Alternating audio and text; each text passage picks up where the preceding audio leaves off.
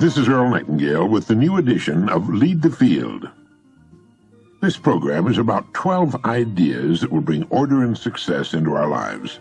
These ideas will work wonders regardless of what we choose as the main thrust of our lives, for these are the great ideas that have evolved over the centuries, and together they form a constellation by which you and I can safely and successfully navigate. The great Spanish philosopher Ortega reminded us that we human beings are the only creatures on the planet Earth that are born into a natural state of disorientation with our world.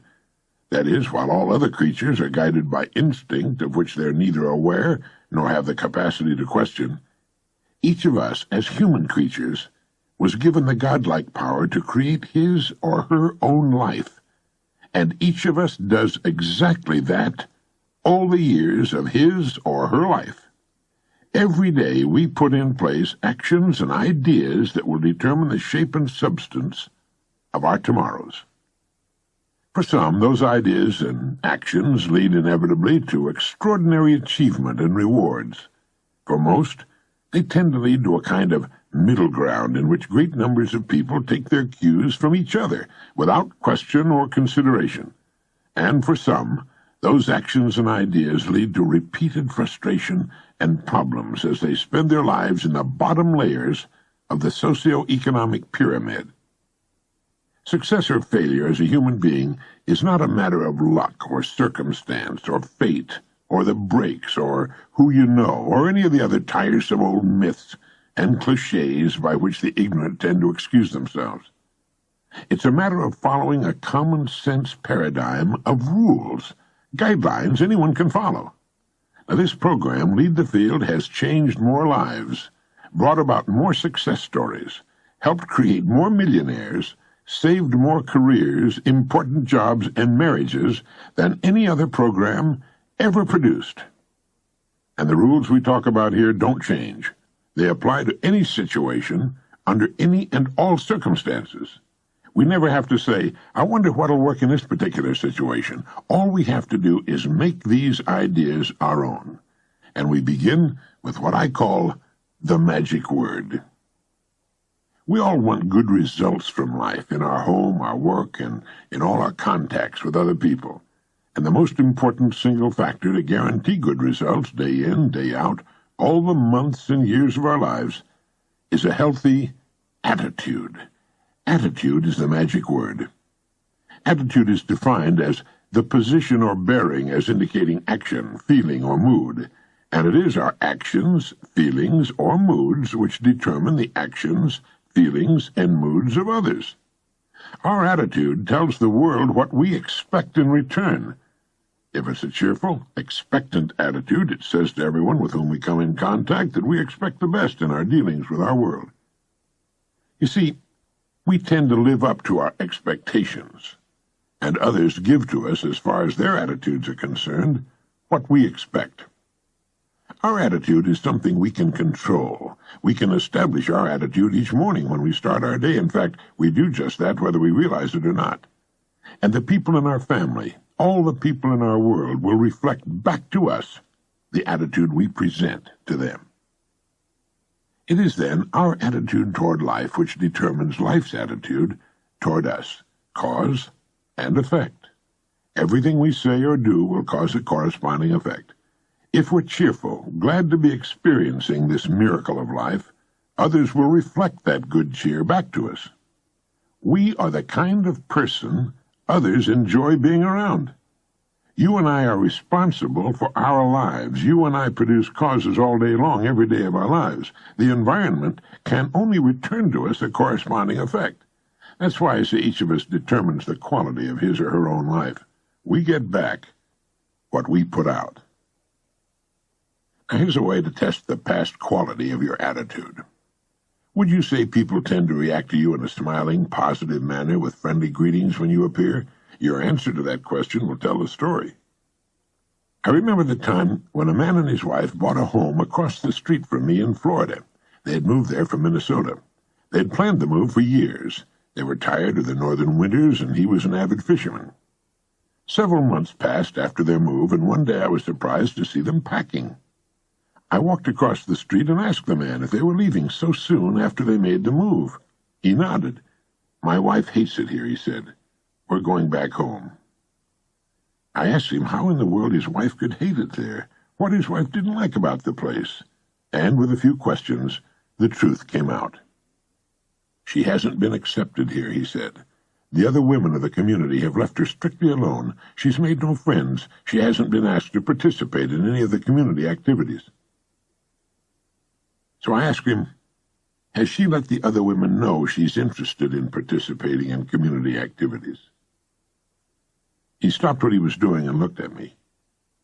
"No," he said. "No, she hasn't. She's been waiting for the women to ask her." And since she stayed in the house, waiting for them to come to her, they've thought of her as reclusive, as a person who's not interested in making friends, so they've left her alone. Well, there was a long silence, and he began nodding. "Yes, that's exactly what's happened," he said. Yes, the women of the neighborhood should have come to her and introduced themselves or invited her to a tea or luncheon, but they were reacting to her. She didn't know that the community could only give her back a reflection of her own attitude.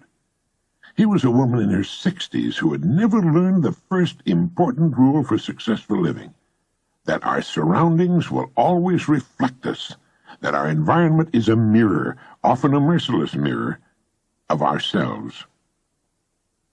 As soon as a person begins to change, his or her surroundings will change, and it works like this: great attitude, great results; good attitude, good results; fair or average attitude, fair or average results; poor attitude, poor results. So each of us shapes his or her own life, and to an altogether unexpected extent, the shape and texture, the quality or the lack of quality of our lives is determined by our habitual attitude. That sounds simple, doesn't it? But it's not quite that easy. For most of us, learning this new habit takes time. But once it becomes a habit-knit part of our lives, our world will change as dramatically as would walking from a dark cave into the bright light of day. Most people never think about their attitudes at all. For most of them, it's a matter of beginning each day in neutral. Their attitudes are neither good nor bad, but are poised to react to whatever stimuli they encounter. If the stimulus is good, they'll reflect it. If it's bad, they'll reflect that too. They're chameleons, and they go through their days reacting to whatever confronts them. And these are the people of our environment. That's why it's so important for us to control our attitudes, to make sure they're excellent or good. A person with a poor attitude toward learning, for example, isn't going to learn very much. I know you can think of examples of this in your own life. If we take the attitude that we can't do something, we generally will not do it. An attitude of failure, and we're whipped before we start. It was William James of Harvard, the founder of psychology in America, who said, "Human beings can alter their lives by altering their attitudes of mind." In trying to describe the attitude that's worked so well for me over the years, I found myself using two important words: gratitude and expectant. First, I'm grateful for the opportunity to live on this beautiful and astonishing planet Earth. I wake up with a sense of gratitude in the morning. Secondly, I expect the best. I expect to reach the goals I establish for myself, about which we'll talk a good deal more later in the program. I find the idea of fulfilling those goals agreeable, hence the attitude of expectancy. I know the world will give me back what I put out in the way of attitude, so it's up to me. I'm responsible. There are millions of human beings living narrow, darkened, frustrated lives, living defensively simply because they take a defensive, doubtful attitude toward themselves and, as a result, toward life in general. A person with a poor attitude becomes a magnet for unpleasant experiences. When those experiences come, as they must because of his attitude, they tend to reinforce his poor attitude, thereby bringing more problems and so on. The person becomes an example of self-generating, doom-fulfilling prophecy. And it's all a matter, believe it or not, of attitude. We get what we expect, and our outlook on life is a kind of paintbrush, and with it we paint our world. It can be bright and filled with hope and satisfaction, or it can be dark and gloomy, lugubrious, It's hard to convince people sometimes that the world they experience is a reflection of their attitude. They take the attitude that if people would only be nice to them, they'd be nice in return. They're like the person sitting in front of the cold stove, waiting for the heat. Until they put in the fuel, there's not going to be any heat. It's up to them to act first. It has to start somewhere. Let it begin with us. Attitude is the reflection of the person inside. Consider for a moment the people who go sailing through life from one success to another and who, when they occasionally fail at something, shrug it off and head right out again. No matter what a person does, wherever you find a person doing an outstanding job and getting outstanding results, you'll find a person with a good attitude. These people take the attitude toward themselves that they can accomplish what they set out to accomplish. They take the attitude that achievement is the natural order of things, and it is. That there's no good reason on earth why they can't be as successful, as competent as anyone else. They have a healthy attitude toward themselves and, as a result, toward life and the things they want to accomplish. And because of that, they accomplish some remarkable things and come to be called successful and outstanding and brilliant and lucky and so on. They're quite frequently no smarter or more talented than most other people, but they have the right attitude. They find their accomplishments not too difficult simply because it seems so few others are really trying or really believe in themselves. As to luck, forget it. Luck is what happens when preparedness meets opportunity, and opportunity is there all the time. A person can be very efficient at his or her work, but if the corresponding excellent attitude isn't present, well, the person's a failure. A robot can do a great job, but only a human being can ennoble work with a great attitude, and by so doing touch it with the magic of humanness, make it come alive and sing, make it truly worthwhile. That, my friend, makes the difference. Successful people come in all sizes, shapes, ages, and colors, and in widely varying degrees of intelligence and education, but they have one thing in common. They expect more good out of life than bad. They expect to succeed more often than they fail, and they do. Now there are things you want, worthwhile things. Take the attitude that there are a lot more reasons why you can reach those goals than fail in the attempt. Go after them. Work at it. Keep your attitude positive, cheerful, and expectant, and you'll get them. And as you do, you'll grow to new plateaus and be able to accomplish still more. And remember this, our environment, the world in which we find ourselves living and working, is a mirror of our attitudes and expectations. If we feel that our environment could stand some improvement, we can bring about that change for the better by improving our attitude. The world plays no favorites. It's impersonal. It doesn't care who succeeds or who fails, nor does it care if we change. Our attitude toward life doesn't affect the world and the people in it nearly so much as it affects us. It would be impossible to even estimate the number of jobs that have been lost, promotions or good grades missed, sales lost, or marriages ruined by poor attitudes. But you can number in the millions the jobs which are held but hated, the marriages which are tolerated but unhappy, the parents and children who fail to understand and love one another, all because of people who are waiting for the world and others to change toward them. They don't understand that what they're getting is a reflection of themselves. Nothing can change until we do. When we change, our worlds will change. The answer is attitude. How does one develop a good attitude? The same way one develops any other factor, practice. One good way is to stick a small sign on the bathroom mirror on which is printed the word attitude. That way you'll see it first thing every morning. You might have another one in your car and at your place of work. We need to smile more, speak to people, go out to people. Everything in the world we want to do or get done we must do with and through people. Every dollar we will ever earn must come from people. Everything worthwhile, the person we love and with whom we want to spend the rest of our life, is a human being with whom we must interact. Our children are individuals, each different from any other person who ever lived. And what affects them most is our attitude, the loving kindness they see and feel whenever we're around them. If you begin to develop and hold an attitude that says yes to life and the world. You'll be astonished at the changes you'll see. Someone once said, "Life is dull only to dull people." It's true, of course. It's also true that life is interesting only to interesting people, and life is successful only for successful people. We must be the epitome, the embodiment. We must radiate success before it'll come to us. We must first become mentally, from an attitude standpoint, the people we wish to become. Many years ago, a famous Los Angeles restaurateur was asked by a newspaper reporter, "When did you become successful?" And he replied, "I was successful when I was dead broke. I knew what I wanted to do, and I knew I'd do it. It was only a matter of time." He had a successful attitude long before the success he sought had become a reality. The great German philosopher and writer Goethe put it this way: "Before you can do something, you must be something."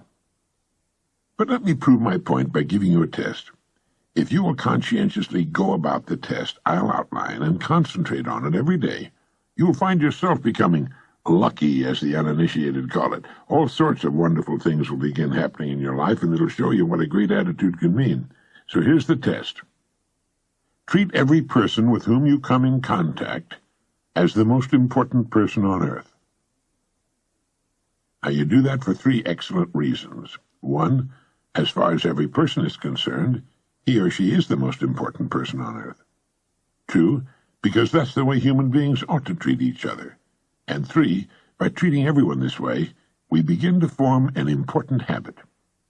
There's nothing in the world that men, women, and children want and need more than self-esteem, the feeling that they're important, that they're recognized, that they're needed, that they count and are respected. They will give their love, their respect, and their business to the person who fills this need, even if it's a short encounter. Have you ever noticed that the higher you go in any organization of value, the nicer the people seem to become? It works this way. The bigger the people, the easier it is to talk to them, to get along with them, and work with them. So they naturally matriculate to the top. It's their attitudes. And the people with great attitudes just naturally gravitate to the top of whatever business or department they're in. They don't have great attitudes because of their positions. They have their positions largely because of their great attitudes. For the purposes of this test, act toward others in exactly the same manner that you want them to act toward you. Treat the members of your family as the very important people they really are, the most important in the world. Carry out into the world each morning the kind of attitude you'd have if you were the most successful person on earth. Notice how quickly it develops into a habit. And almost immediately a change will be noticed. Irritations that used to frustrate you begin to disappear. When some less informed person gives you a bad time, don't let his poor attitude infect yours. Keep yours in hand. Keep it good. Keep cool, above it all, and smiling. If someone cuts in front of your car or acts in any other manner that shows a lack of courtesy, don't react as he would. Smile it off. Destructive emotions such as anger, hatred, or jealousy don't hurt others. They hurt you. They can make your life miserable. They can make you sick. Forgive everyone who ever hurt you. Really forgive them. And then forgive yourself. That's all past. Stewing over it, exhuming it, can only make you sick. Forgive and forget it. Get rid of it. You've risen above that sort of thing. And as you develop a great attitude, you'll probably realize that you've already placed yourself on the road to what you seek. You're well on your way. It makes no difference how successful you may have been in the past. You'll be delighted with the ease and comfort of your new life. The bad or poor attitudes of others can be as infectious as the common cold. It's important that we look on them in this light, as infectious conditions that can only end by hurting and annoying us if we allow ourselves to catch them. Like the doctor, often working with people with infectious conditions, we must keep ourselves healthy. We simply don't have time for that sort of thing. Whoever started the cliché, "Life's too short," certainly knew what he or she was talking about. It really is too short, much too short, to spend any of our valuable time mimicking the attitudes of others, unless they're good. A great attitude does much more than turn on the lights in our worlds. It seems to magically connect us to all sorts of serendipitous opportunities that were somehow absent before the change. Maybe that's what people mean when they say we're lucky. Suddenly we do find ourselves getting the so-called breaks, but it's really nothing more than this new connection with the world that comes with a great attitude. We find ourselves doing more and doing it in less time. We put ourselves directly in the path of all kinds of serendipitous happenings. When you begin to develop a better attitude, you should realize that you've already placed yourself in the top 5% of the people, the most successful people on earth. You've placed yourself on the road to what you seek. You've prepared the ground. You've only to plant the seed. Now, in summing up, here are a few points to keep in mind. First, it's our attitude at the beginning of a difficult task which, more than anything else, will bring about its successful outcome. Secondly, our attitudes toward others determine their attitudes toward us. We're all interdependent. The success we achieve in life will depend largely on how well we relate to others. Thirdly, before you can achieve the kind of life you want, you must think, act, talk, and conduct yourself in all of your affairs as would the person you wish to become. Keep a mental picture of that person before you as often as you can during the day. And fourthly, remember that the higher you go in any organization of value, the better the attitudes you'll find, and that attitudes are not the result of success. Success is the result of great attitudes. And finally, the deepest craving of the human being is for recognition and self-esteem, to be needed, to feel important, to be recognized and appreciated. That includes our loved ones and all the people with whom we come in contact during our days. To make these important principles a habit-knit part of our lives, here are some suggestions. Since our minds can hold only one thought at a time, make the thoughts you hold constructive and positive. Look for the best in people and ideas. Be constantly alert for new ideas you can put to use in your life. Don't waste time talking about your problems to people who can't solve them, or your health unless it's good, or you're talking to your doctor. It won't help you. It cannot help others. Radiate the attitude of well-being and confidence, the attitude of the person who knows where he or she's going. You'll find all sorts of good things happening to you. And lastly, treat everyone with whom you come in contact as the most important person on earth. Start this habit, practice it consistently, and you'll do it and benefit from it for the rest of your life. Thank you.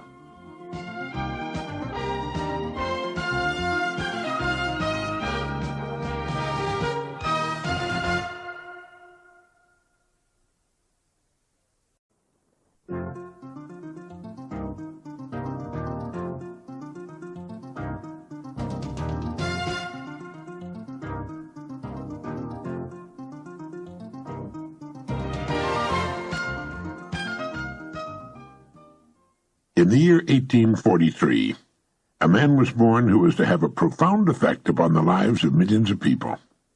His name was Russell Herman Conwell. He became a lawyer, then a newspaper editor, and finally a clergyman. It was during his church career that an incident occurred which was to change his life and the lives of countless others.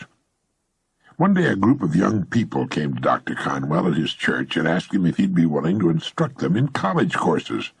They all wanted a college education but lacked the money to pay for it. He told them to let him think about it and come back in a few days. After they left, an idea began to form in Dr. Conwell's mind. He asked himself, why couldn't there be a fine college for poor but deserving young people? And before very long the idea consumed him. Why not indeed? It was a project worthy of 100% dedication, complete commitment, and almost single-handedly Dr. Conwell raised several $1 million with which he founded Temple University, today one of the country's leading schools. He raised the money by giving more than 6,000 lectures all over the country, and in each one of them he told a story called Acres of Diamonds. It was a true story, which had affected him very deeply, and it had the same effect on his audiences. The money he needed to build the college came pouring in. The story was the account of an African farmer who heard tales about other farmers who had made millions by discovering diamond mines. These tales so excited the farmer that he could hardly wait to sell his farm and go prospecting for diamonds himself. So he sold the farm and spent the rest of his life wandering the African continent, searching unsuccessfully for the gleaming gems which brought such high prices on the markets of the world. Finally, the story goes, worn out and in a fit of despondency, he threw himself into a river and drowned. Meanwhile, back at the ranch, or farm in this case, the man who had bought his farm happened to be crossing the small stream on the property when suddenly there was a bright flash of blue and red light from the stream bottom. He bent down, picked up the stone. It was a good-sized stone, and admiring it, later put it on his fireplace mantel as an interesting curiosity. Several weeks later, a visitor picked up the stone, looked closely at it, hefted it in his hand, and nearly fainted. He asked the farmer if he knew what he'd found. When the farmer said no, that he thought it was a piece of crystal, the visitor told him he had found one of the largest diamonds ever discovered. While the farmer had trouble believing that, he told the man that his creek was full of such stones, not as large perhaps as the one on the mantel, but, well, they were sprinkled generously throughout the creek bottom. Needless to say, the farm the first farmer had sold so that he might find a diamond mine turned out to be the most productive diamond mine on the entire African continent. The first farmer had owned, free and clear, acres of diamonds, but had sold them for practically nothing in order to look for them elsewhere. Well, the moral is clear.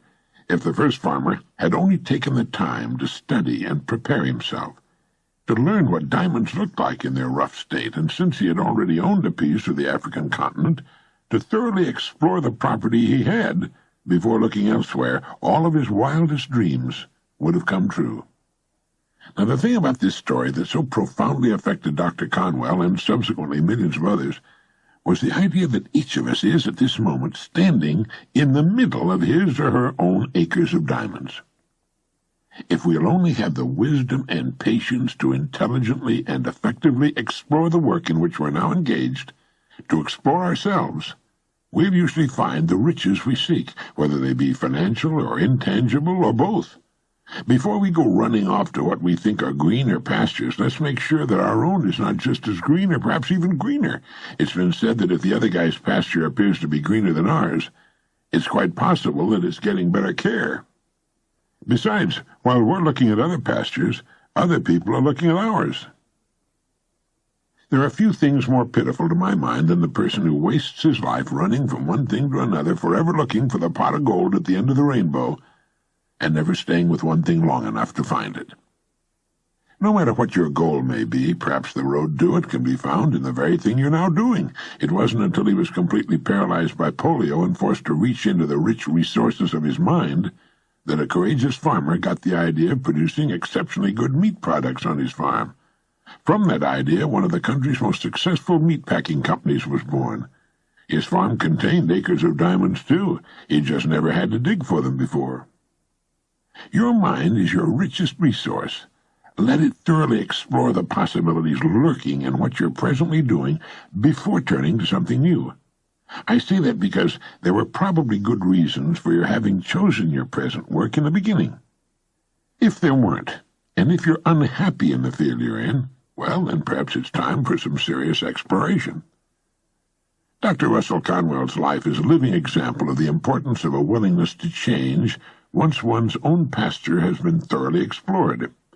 I said that Dr. Conwell began as a lawyer, then later changed to become a newspaper editor, before he finally found his true calling as a clergyman and the founder of a great university.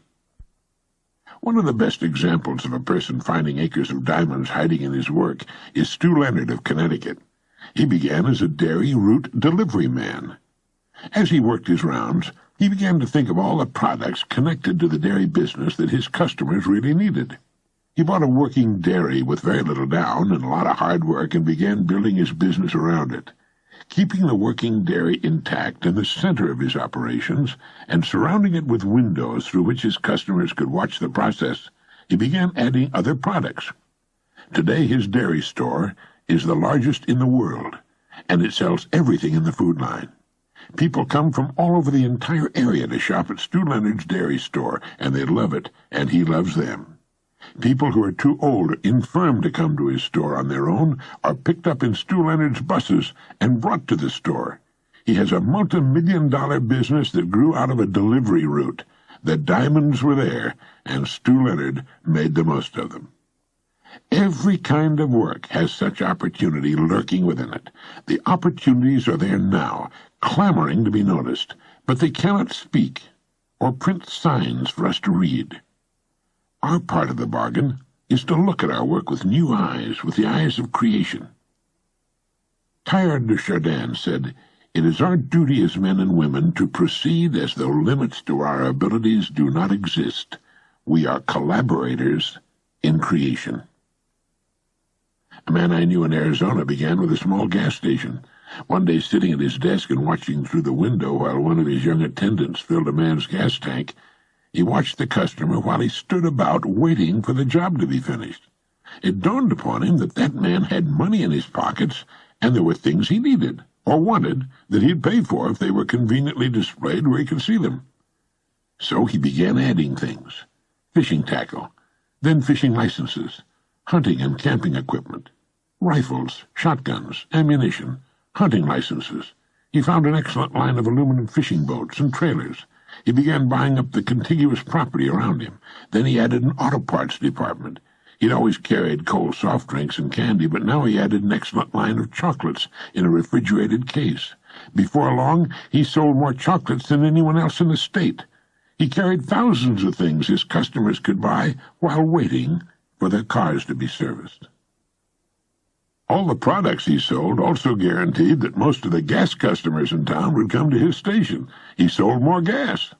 He began cashing checks on Friday, and the bonanza grew and grew. It all started with a man with a human brain watching a customer standing around with money in his pockets and nothing to spend it on. Others would have lived and died with the small service station, and they do. My friend saw the diamonds. Both my friend in Arizona and Stu Leonard in Connecticut are customer-oriented. Serve the customer. Serve the customer better than anyone else is serving the customer. Stu Leonard has his company policy conspicuously displayed in his store for all to read, and it goes like this. Rule number 1, the customer is always right. Rule number 2, if you think the customer is wrong, read rule number 1 again. Many service station operators, upon seeing a wealthy customer drive in, might say to themselves, I ought to be in his business. Not so. There's just as much opportunity in one business as another, if we'll only stop playing copycat with each other and begin to think creatively, begin to think in new directions. It's there, believe me, and it's our job to find it. Take the time to stand off and look at your work as a stranger might, and ask, why does he do it that way? Has he noticed how what he's doing might be capitalized upon or multiplied? If you're happy with things as they are, then by all means keep them that way. But there's great fun in finding diamonds hiding in ourselves and in our work. We never get bored or blasé or find ourselves in a rut. A rut, we're reminded, is really nothing more than a grave with the ends kicked out. Some of the most interesting businesses in the world grew out of what was originally a very small idea in a very small area. If something is needed in one town, then the chances are it's also needed in all towns and cities all over the country. You might also ask yourself, how good am I at what I'm presently doing? Do you know all there is to know about your work? Would you call yourself a first-class professional at your work? How would your work stand up against the work of others in your line? The educator and author J.B. Matthews wrote, unless a person has trained himself for his chance, the chance will only make him ridiculous. A great occasion is worth to a man exactly what his preparation enables him to make of it. I'm sure Dr. Matthews intended to include the female half of the world in that statement. I'm often appalled by how little people know about the business they're in. That's not my department, they'll say. I suppose if they see a fire starting in someone else's department, they wouldn't report it. Most real estate people don't sell homes and property. They show homes and property, something a 6-year-old child could do. They often know nothing at all about selling or marketing, yet they call themselves real estate professionals. They're actually tour guides. This is the living room, they say to intelligent men and women who already know what a living room looks like. Someone, come to think of it, I think it was me, once wrote that the human race is much like a convoy in time of war. The whole menagerie is slowed down to protect the slowest ships, and they march on in that dusty valley, unmindful of the diamonds beneath their feet. The first thing we need to do to become a diamond miner is to break away from the crowd and quit assuming that because people in the millions are living that way, it must be the best way. It is not the best way. It's the average way. The people going the best way are way out in front. They're so far ahead of the crowd you can't even see their dust anymore. They're the people who live and work on the leading edge, the cutting edge, and they mark the way for all the rest. We have a choice to make, really, you and I. It takes imagination, curious imagination, to know that diamonds don't look like cut and polished gemstones in their rough state, nor does a pile of iron ore look like stainless steel. To prospect your own acres of diamonds, develop a faculty we might call intelligent objectivity, the faculty to stand off and look at your work as a person from Mars might look at it. Within the framework of what industry or profession does your job fall? Do you know all you can about your industry or profession? Isn't it time for a refreshing change of some kind? How can the customer be given a better break? Each morning ask yourself, how can I increase my service today? There are rare and very marketable diamonds lurking all around me.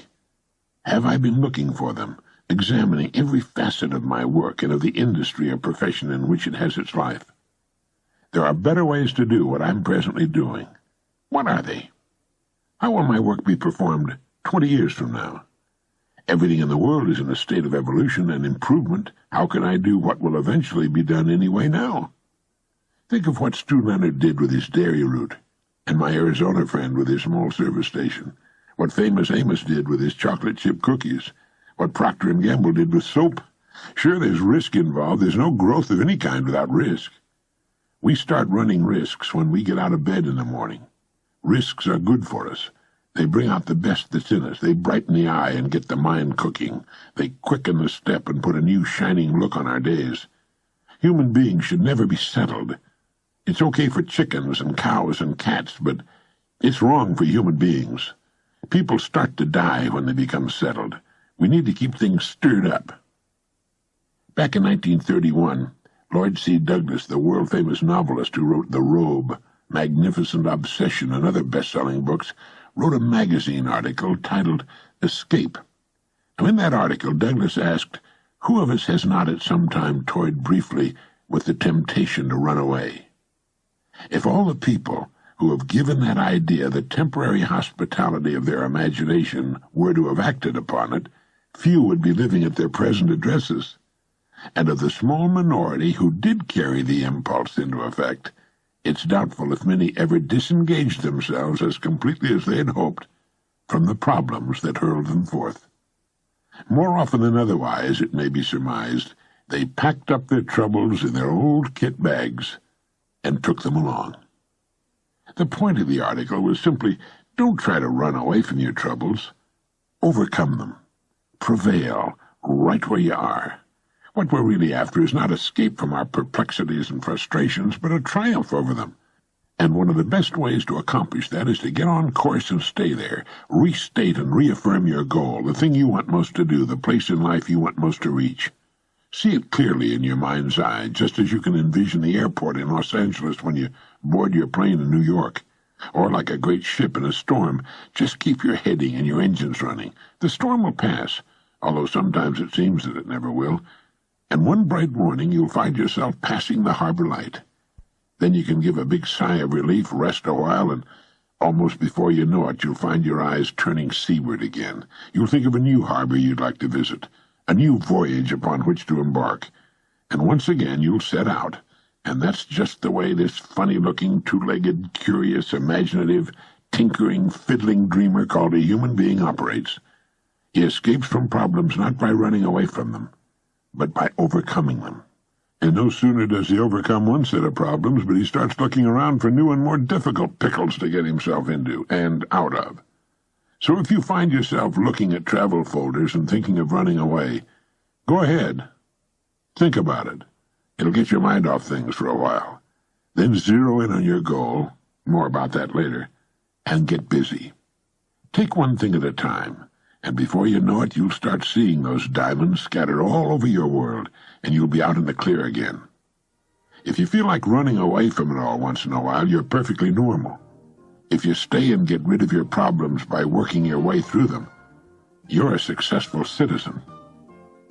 Start taking an hour a day with a legal pad and dissect your work. Take it apart and look at its constituent parts. There's opportunity there. That's your acre of diamonds.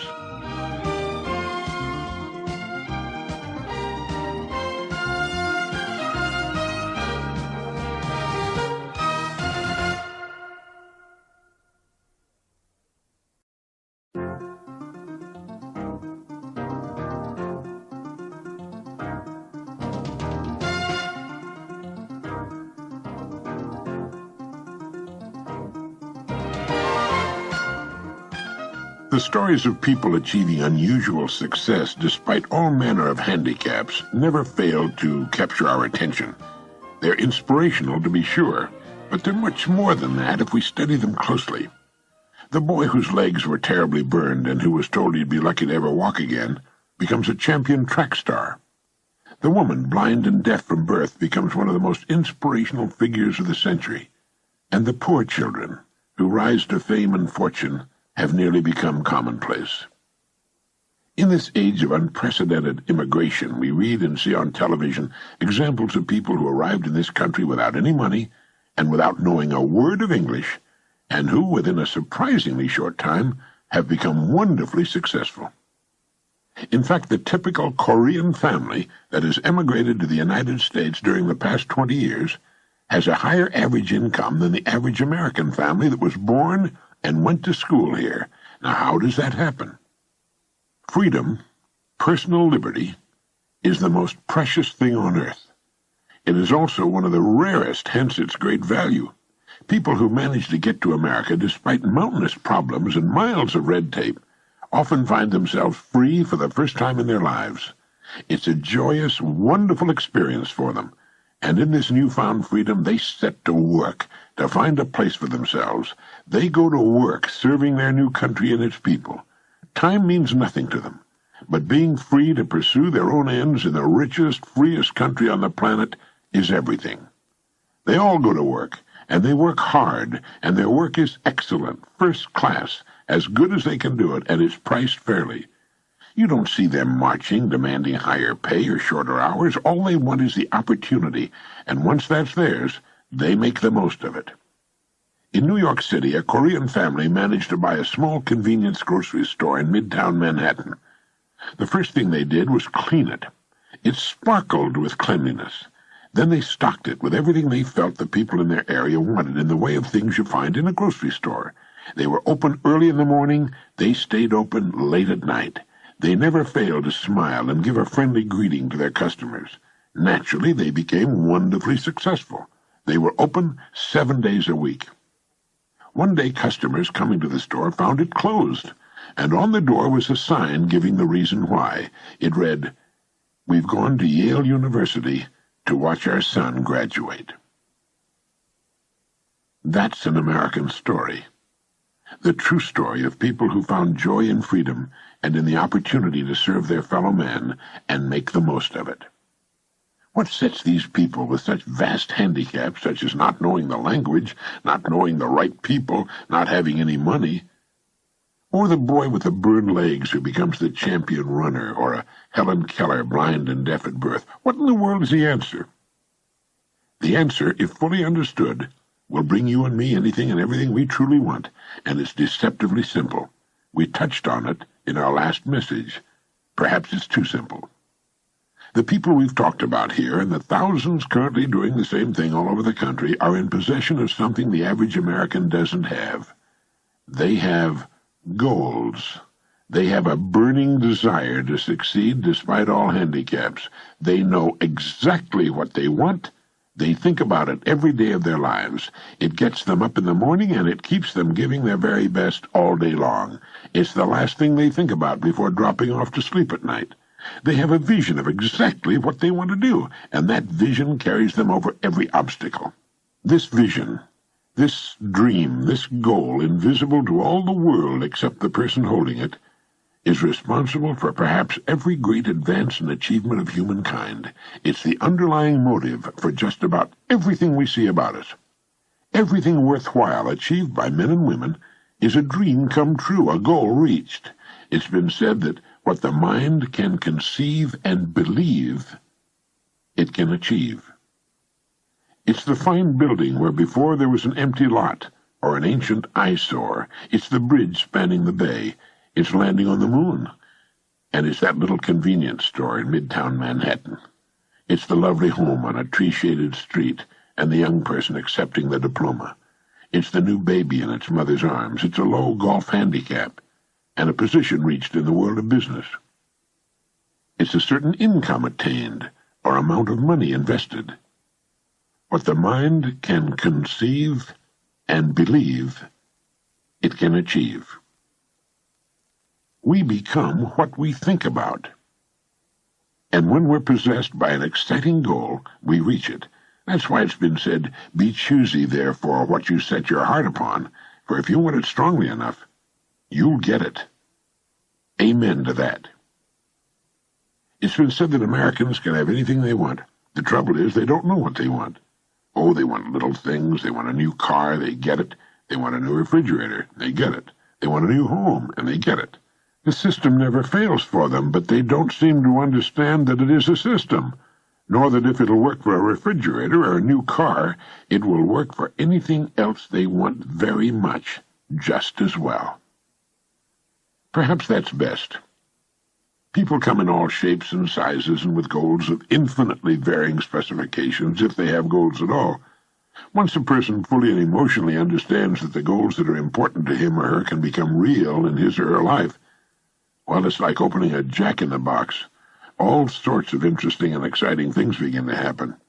Quite often we become truly alive for the first time in our lives. We look back at our former lives and realize we were shuffling along in a kind of lockstep, that we were actually taking our cues from those about us in the unspoken assumption that we're all alike, when nothing could be farther from the truth. We are not all alike. Each of us is quite different, with different abilities, different genetic profiles, different wants in life. What will wonderfully satisfy one particular family and represent complete success for them would be considered failure for another family. All because of their different aspirations, their different plateaus in life, the difference in their lifestyles, upbringings, education. Every facet of our environment as youngsters has an effect upon us and helps to set our course in life. The youngster who knew poverty as a child might aspire to be rich. He might overcompensate because of the desolation of his youth, while another young man raised in an upper-middle-class family who always had just about everything he wanted might settle for a very middle-class adulthood. Things we've always had aren't as important to us as they are to those who've been without them. We talked about freedom on the preceding message and how dear it is to those who never had it, while most Americans take it for granted and never even think about it. If you ask most Americans what the most important thing in the world is for a human being, chances are they'd seldom come up with freedom. Yet, as Archibald MacLeish wrote in his fine play, The Secret of Freedom, the secret of happiness is freedom, and the secret of freedom, courage. To understand the subject and the importance of goal setting, we have to realize that it's the very basis of any success. It is, in fact, the very definition of success. The best definition of success I've ever found goes like this. Success is the progressive realization of a worthy goal, or in some cases, the pursuit of a worthy ideal. If you'll give these definitions some thought, I think you'll agree with me. Success is the progressive realization of a worthy goal. That's a beautiful definition of success. It means that anyone who's on course toward the fulfillment of a goal is successful.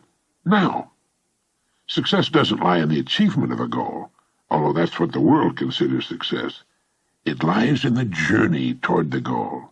We're successful as long as we're working toward something we want to bring about in our lives. That's when the human being is at his or her best. That's what Cervantes meant when he wrote, The road is better than the inn. Quite often romantic stories end with the loving couple getting married. That's just the beginning of the real story. When the young person stands before his school's president or principal and receives the diploma, that's called commencement. That's the beginning. It's an important milestone, to be sure, and congratulations are certainly in order. But where are you going from there? Once a person has realized the goal for which he or she has so assiduously toiled, that's wonderful. It's time for a rest and some self-congratulations, time to savor the achievement. But we're no longer successful, by my definition, until we set a new higher goal toward which to work. We're at our best when we're climbing, thinking, planning, working, when we're on the road towards something we want to bring about. I don't mean by this that we should become workaholics. Far from it. In fact, it's been well established that the most successful men and women manage to live in a wonderful state of balance, with lots of recreation. Take that word recreate apart when you've got some time, and you'll find it interesting. And they get lots of rest. The mind works best when we're properly rested, and our minds are the best and most important parts of us, regardless of what we choose to do. Did you ever hear an athlete say, it's about 90% mental? Whatever the percentage really is in a good game of golf or tennis, it's very large. As we pointed out in the magic word, our mental attitude can make all the difference between winning and losing. With our definition, success being the progressive realization of a worthy goal, we cover all the bases. The young person working to finish school is as successful as any person on earth. The person working toward a particular position with his or her company is just as successful. If you have a goal that you find worthy of you as a person, a goal that fills you with joy at the thought of it, believe me, you'll reach it. But as you draw near and see that the goal will soon be achieved, begin to think ahead to the next goal you're going to set. It often happens that a writer, halfway through a book, will hit upon the idea for his next one and begin making notes or ideas for a title, even while he's finishing work on the one in progress. That's the way it should be. One of my favorite poems is by Rabindranath Tagore, the distinguished Calcutta poet, and it goes like this. I slept and dreamt that life was joy. I woke and saw that life was duty. I acted, and behold, duty was joy. We are at our very best, and we are happiest, when we are fully engaged in work we enjoy on the journey toward the goal we've established for ourselves. It gives meaning to our time off and comfort to our sleep. It makes everything else in life so wonderful, so worthwhile. Most people, when they think of the word success, tend to equate it with lots of money. Sometimes that's a natural part of the goal and tells us how well we're doing, but not always by any means. Success is whatever we want it to be, that is worthy of us. That's why I commented earlier that success may also be defined as the pursuit of a worthy ideal. For example, I can't imagine anyone being more successful than an outstanding teacher who's striving to know more about the art of teaching and the subject matter that will catch the interest of his or her pupils, who understands that every student is different and learns at a different rate of speed. Joy and satisfaction come to us from serving others, and there are literally millions of ways of doing that. For those whose goals involve the serving of great numbers of people, chances are they'll be richly rewarded indeed. In fact, for many, a goal is a certain level of income or a certain amount of money in an investment account. A goal is an individual thing, as individual as the person, him or herself. Since no two people are exactly alike, it stands to reason that no two of us will have exactly the same goals. One thing a goal must do, however, is fill us with positive emotion when we think about it. It must be something we want very much to bring about. The more intensely we feel about a goal, the more assuredly the idea buried deep in our subconscious will direct us along the path to its fulfillment. I once used the quotation, "No one gets rich without enriching others." I received a letter from a man in Utah who wrote, "How about those who get rich in the drug trade, or those who produce and sell pornography? How do they enrich others?" It was a good question, especially in these times. I wrote back to him and told him that my definition of success is the progressive realization of a worthy goal. Certainly people in the drug and pornography business would not qualify as successful. What they're doing is counterproductive, destructive, and involves, in the case of drugs, the enslavement and death of thousands. And I went on to say that while our needs are few and relatively simple, our wants in this incredibly affluent society are virtually endless. By meeting those wants, whatever they may be, we serve others, not always to their benefit, nor to our own, nor would I call those in drugs and pornography successful, nor do their riches amount to much if they're apprehended and sent to prison. But I did stop using that quotation. It is possible to get rich without enriching others, but for most of us, it's not the way we want to go. It's nothing to take pride in. Why bother when there are so many positive, excellent, and productive ways to serve others? But whatever our goal happens to be, if we stay with it, if we're fully committed to it, we'll reach it. That's the way it works. It's estimated that about 5% of the population achieves unusual success. For the rest, averages seem to be good enough. Most seem to just drift along, taking circumstances as they come, and perhaps hoping from time to time that things will get better. I like to compare human beings with ships, as Carlyle used to do.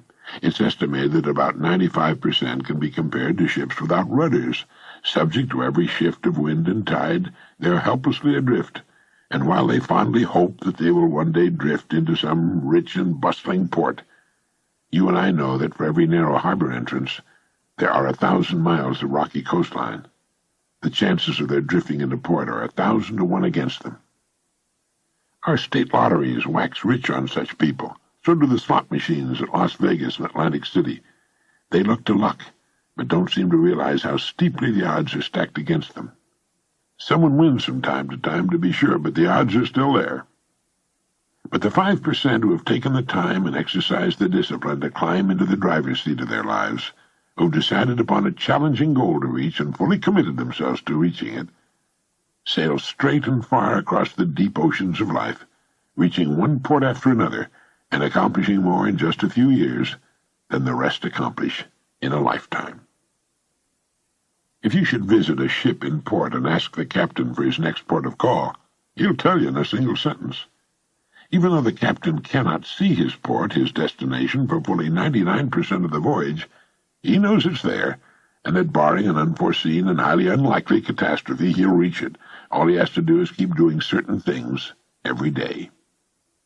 If someone asks you for your next port of call, your goal, could you tell him? Is your goal clean and concise in your mind? Do you have it written down? It's a good idea. We need reminding, reinforcement. If you can get a picture of your goal and stick it to your bathroom mirror, it's an excellent idea to do so. Thousands of successful people carry their goals written on a card in their wallets or purses. When we ask people what they're working for, chances are they'll answer in vague generalities. They might say, "Oh, good health or happiness or lots of money." That's not good. Good health should be a universal goal. We all want that and do our best to achieve and maintain it. But happiness is a byproduct of something else, and lots of money is much too vague. It might work, but I think it's better to choose a particular sum of money. The better, the clearer our goal is defined, the more real it becomes to us, and before long, the more attainable. Happiness comes from the direction in which we're moving. For example, children are happier on Christmas morning, before opening their presents, than they are Christmas afternoon. No matter how wonderful their presents may be, it's after Christmas. They'll enjoy their gifts, to be sure, but we often find them querulous and irritable Christmas afternoon. We're happier on our way out to dinner than we are on the way home. We're happier going on vacation than we are coming home from it. And we're happier moving toward our goals than even after they've been accomplished, believe it or not. That's why it's so important to set new goals as soon as the current one is realized. And we should never stop this process. All the days of our lives we should be engaged in moving toward, earning, and looking forward to a new plateau on which to stand, a new goal to accomplish. If you, like so many millions of Americans, don't know what it is you want sufficiently to name as your primary goal, I recommend you make out a want list. Take a notepad. Go off by yourself and write down the things you'd really like to have very much, or do. One might be a beautiful new home, or a trip around the world, a visit to some special country or place. You might be yearning for a sailboat or a motor yacht, or if you're an avid fisherman, you might want to go salmon fishing in Alaska or trout fishing in New Zealand. It might be a business of your own or a particular position with your company. It might be a certain income that will permit you to live the way you'd like to live, or, as I said earlier, a certain amount of money in good investments or in a savings account. How about a special make of car, or an addition to your present home? Just write down everything you can think of that you would really like to see come about in your life. Then, when you've exhausted your wants, go over the list again and number the items in the order of their importance. Then make number 1 your present goal. Listen to this message often, as I hope you'll listen to all the messages until they become a habit-knit way of thinking and doing things.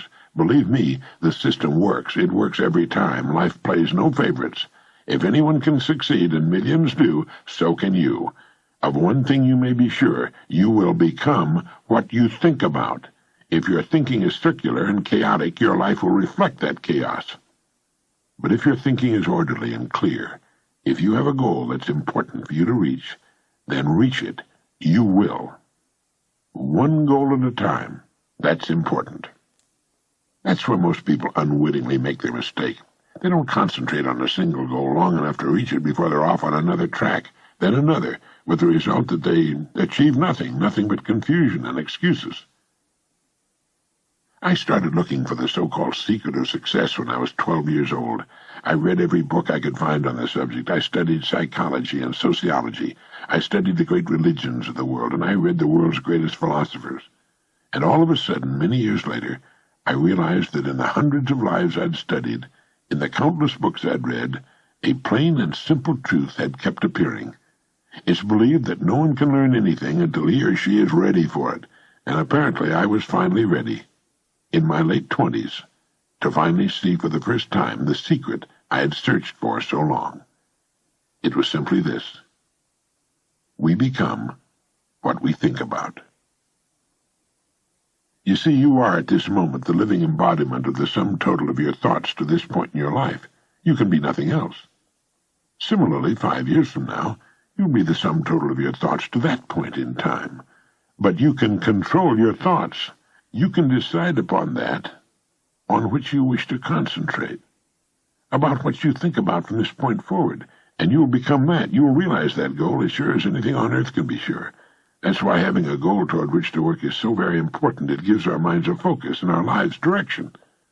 By thinking every morning, every night, and as many times during the day as you can about this exciting single goal we've established for ourselves, we actually begin moving toward it and bringing it toward us. When we concentrate our thinking, it's like taking a river that's twisting and turning and meandering all over the countryside and putting it into a straight, smooth channel. Now it has power, direction, economy, speed. Several billions of human beings would give anything they have to enjoy the freedom and personal liberty you and I take for granted, to have the right to choose their work and their goals, to enjoy our bountiful standard of living, our educational system, to know the peace and privacy of our homes, and to have laws which protect the citizen rather than persecute him. We have it all, yet in the midst of our plenty, millions lead unhappy, aimless lives. They live in tiny prisons of their own fashioning. These are the people who don't know that each of us, each one of us, not the economy, or fate, or luck, or the breaks, each one of us is in charge of his or her own life. Each one of us is completely responsible.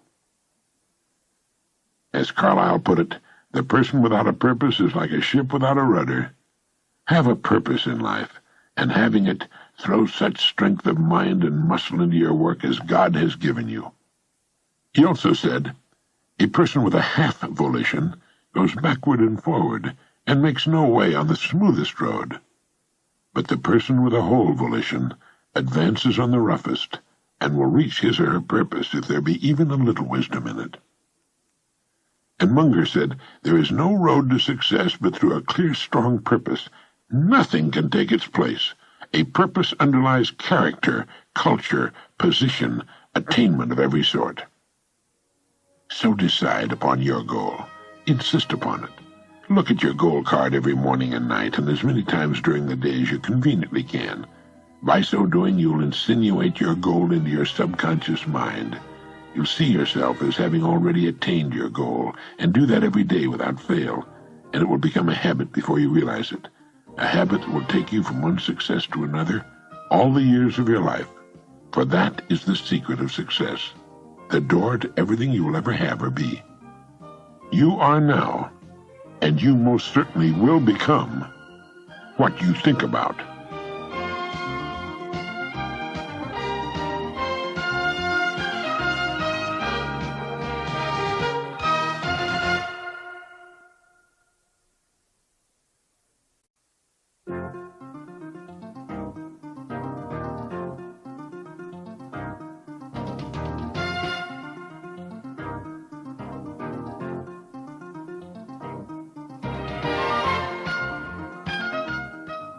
All creatures at birth are supplied with everything they need for successful survival. All creatures except one are supplied with a set of instincts that will do the job for them, and because of that, they don't need much of a brain. Take the magnificent bald eagle, for example. My wife and I saw dozens of them on a recent fishing trip in Alaska. To see one of them come swooping down and pluck a live and sizable fish from the water on a single pass is astonishing. More astonishing still is the eagle's eyesight, and because of its need to see small rodents moving in the grass from high altitudes or a fish just inches under the surface of the water, its incredible eyes take up just about all of the space in its head. For the eagle, its eyes are the most important thing, and everything else works in unison with them. Its brain is tiny and rudimentary. It doesn't think or plan or remember. It simply acts in accordance with stimuli. And it's the same with most other living creatures. Even the beautiful porpoise with a much larger brain and the chimpanzee are easily tamed and taught. Only one takes 20 years to mature and has dominion over all the rest and the earth itself, and has today the power to destroy all life on earth in a couple of hours. Only one is given the godlike power to fashion its own life according to the images it holds in its remarkable mind. Everything fashioned by human beings is a result of goal setting. We reach our goals. That's how we know that the diseases that plague us will be conquered. We've set goals to eradicate every disease that plagues us, and eradicate them we will, one by one. We have never set a goal that we have not reached, even landing on the moon, or are now in the process of reaching. No one ever made a purposeful accomplishment without a clear goal toward which to work. I hope you've established yours and that you've begun to think about it frequently every day, to impress it into your mind, particularly your remarkable subconscious, where forces greater than we can imagine can come to your aid. For a moment, consider the things your mind has brought you. Everything you have, your work, your relationship with your family and others, your philosophy of life, all come to you as a result of using your mind. Your religion. Now consider the estimate made by experts. You have probably been operating on less than 10% of your mental capacity, and probably much less than that. In an article for the Saturday Review, our old friend Herbert Otto, psychologist, educator, and chairman of the National Center for the Exploration of Human Potential, reminded us that many well-known scientists, such as the late Abraham Maslow, Margaret Mead, Gardner Murphy, O. Spurgeon English, and Carl Rogers, subscribe to the hypothesis that man is using a very small fraction of his capacities. Margaret Mead quotes a 6% figure. Herbert Otto writes, "My own estimate is 5% or less." Neurological research has shed new light on man's potential. Work at the UCLA Brain Research Institute points to enormous abilities latent in everyone by suggesting an incredible hypothesis. They said the ultimate creative capacity of the human brain may be, for all practical purposes, infinite. To use the computer analogy, man is a vast storehouse of data, but we have not learned how to program ourselves to utilize these data for problem-solving purposes. The following appeared in Soviet Life Today, a USSR English-language magazine. It said the latest findings in anthropology, psychology, logic, and physiology show that the potential of the human mind is very great indeed. As soon as modern science gave us some understanding of the structure and work of the human brain, we were struck with its enormous reserve capacity, writes Yefremov, eminent Soviet scholar and writer. He continues, man, under average conditions of work and life, uses only a small part of his thinking equipment. If we were able to force our brain to work at only half its capacity, we could, without any difficulty whatever, learn 40 languages, memorize the large Soviet encyclopedia from cover to cover, and complete the required courses of dozens of colleges.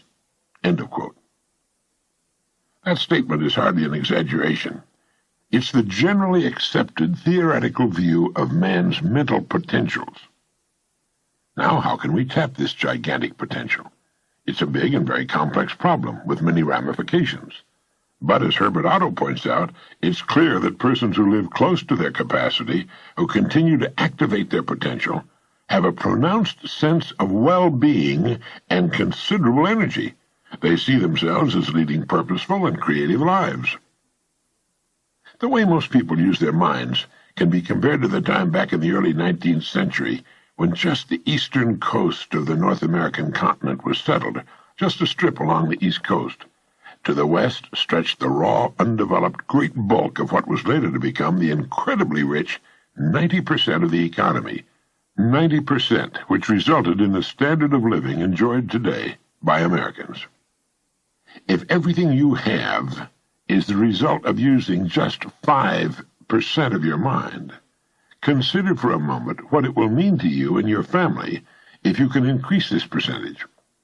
This cassette will show you how to use infinitely more of your mental powers, how to develop some of that more than 90% virgin territory. None of us, as a rule, has the slightest notion of the real capabilities of his or her mind, but believe me when I say that your mind can be compared to an undiscovered gold mine, and it makes no difference whether you're 17 or 70. Look at it this way. Your goal is in the future. Your problem is to bridge the gap which exists between where you now are and the goal you intend to reach. This is the problem to solve. Robert Seashore, then chairman of the Department of Psychology at Northwestern University, pointed out that successful people are not people without problems. They're simply people who've learned to solve their problems. And there you have it.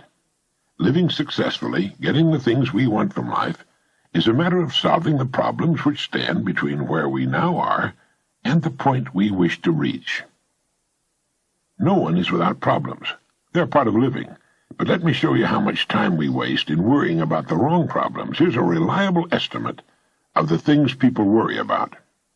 Things that never happen, 40%. Things over and past that can never be changed by all the worry in the world, 30%. Needless worries about our health, 12%. Petty miscellaneous worries, 10%. Real, legitimate worries, 8%. In short, 92% of the average person's worries take up valuable time, cause painful stress, even mental anguish, and are absolutely unnecessary. And of the real, legitimate worries, there are two kinds. There are the problems we can solve, and there are the problems beyond our ability to personally solve.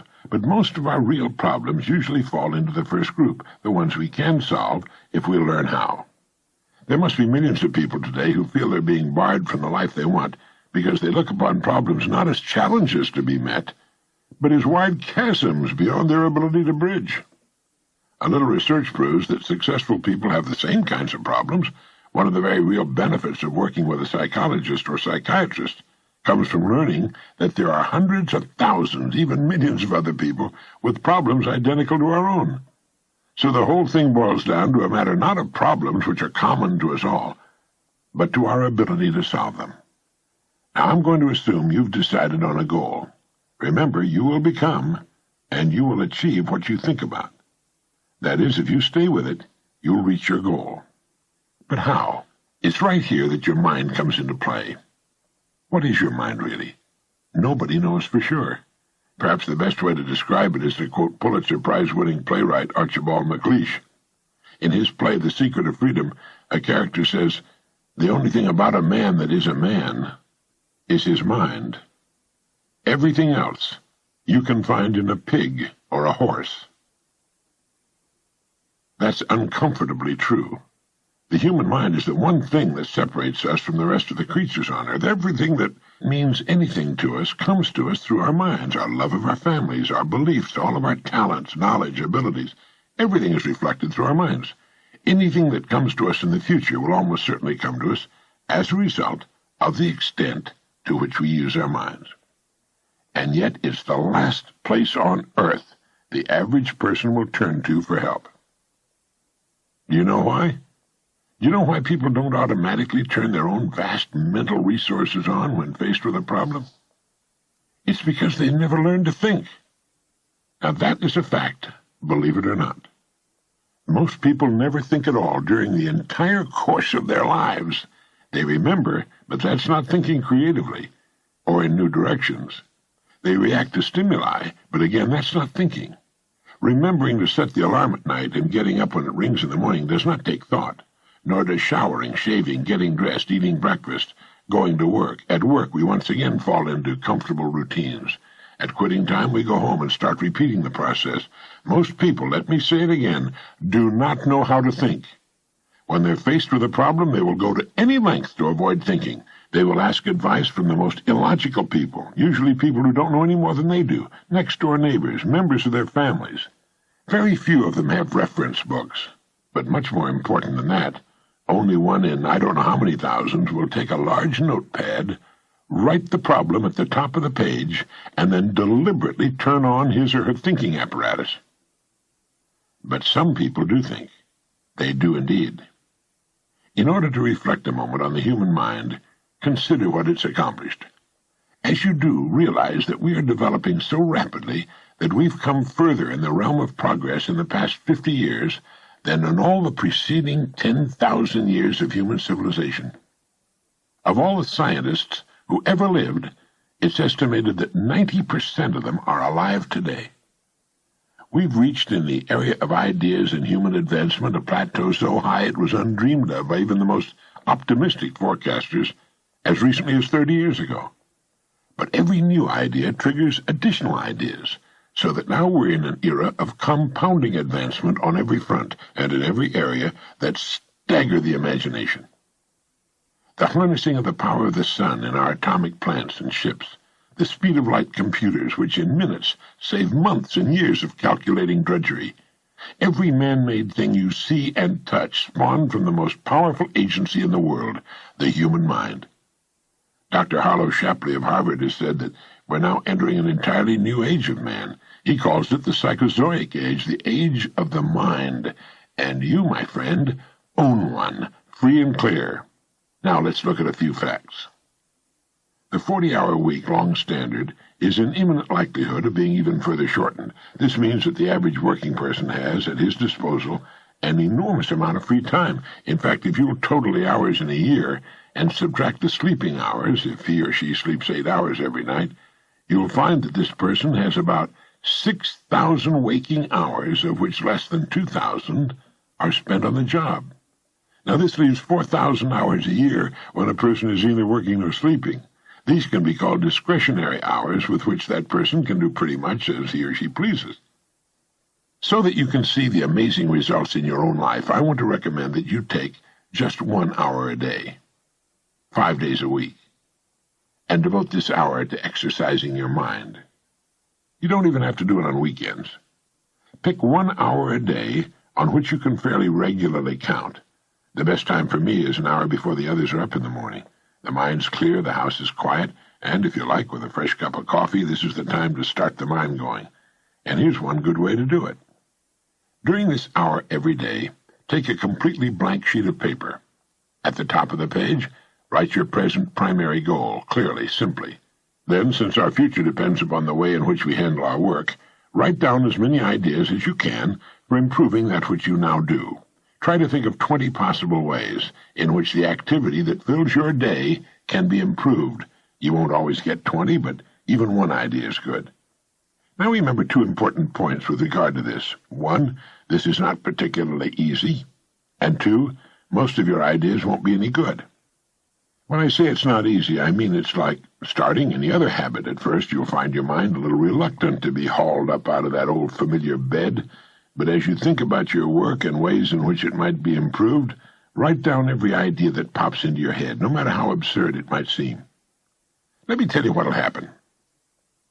Some of your ideas will be good and worth testing. The most important thing, however, that this extra hour accomplishes is that it deeply embeds your goal into your subconscious mind, starts the whole vital machinery working the first thing every morning, and 20 ideas a day, if you can come up with that many, total 100 a week, even skipping weekends. An hour a day, 5 days a week, totals 260 hours a year, and still leaves you 3,740 hours of free leisure time. Now, this means you'll be thinking about your goal and ways of improving your performance, increasing your service. 6.5 full extra working weeks a year, 6.5 40-hour weeks devoted to thinking and planning. Can you see how easy it is to rise above that so-called competition? And it'll still leave you with 7 hours a day to spend as you please.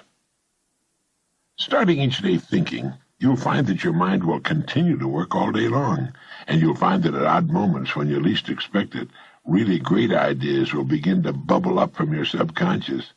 When they do, write them down as soon as you can. Just one great idea can completely revolutionize your work and, as a result, your life. If you want to develop the muscles of your body, you take daily exercise of some sort. The mind is developed in the same way, except that the returns are out of all conceivable proportion to the time and energy spent. The mind of man can lift anything. His muscles, even the best developed, are puny alongside those of some of the dumbest animals on earth. If man had depended on his muscles for survival, he probably would have disappeared, as did the dinosaurs, which were, incidentally, the most physically powerful and most successful creatures that ever lived. Let me give you just some of the results people have reported to me as a consequence of following this 1 hour a day routine.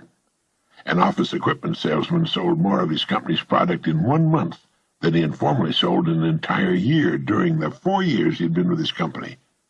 A Sunday school teacher with 5 pupils set a goal of 30 pupils. Her last letter told me she now has a class of 25. She's almost reached her goal. I've used this system for years, and it's given me some of the most gratifying and rewarding experiences of my life. And it costs only 5 hours a week. 5 hours out of 168. Is it worth it? It's like spending 5 hours a week digging in a solid vein of pure gold, because your mind is all of that and much more.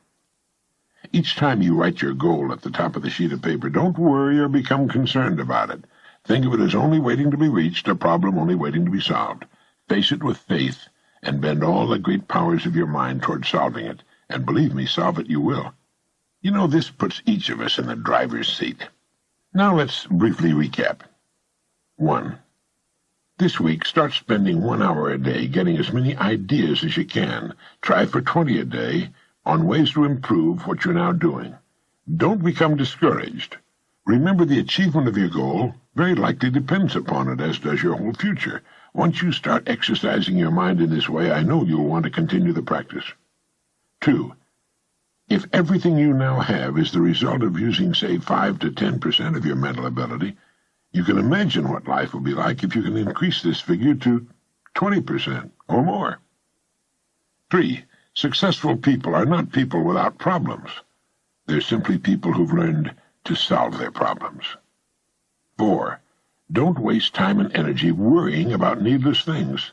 40% of them will never happen, 30% have already happened and can't be changed, 12% are needless worries about our health, 10% are petty miscellaneous worries, and only 8% are genuine.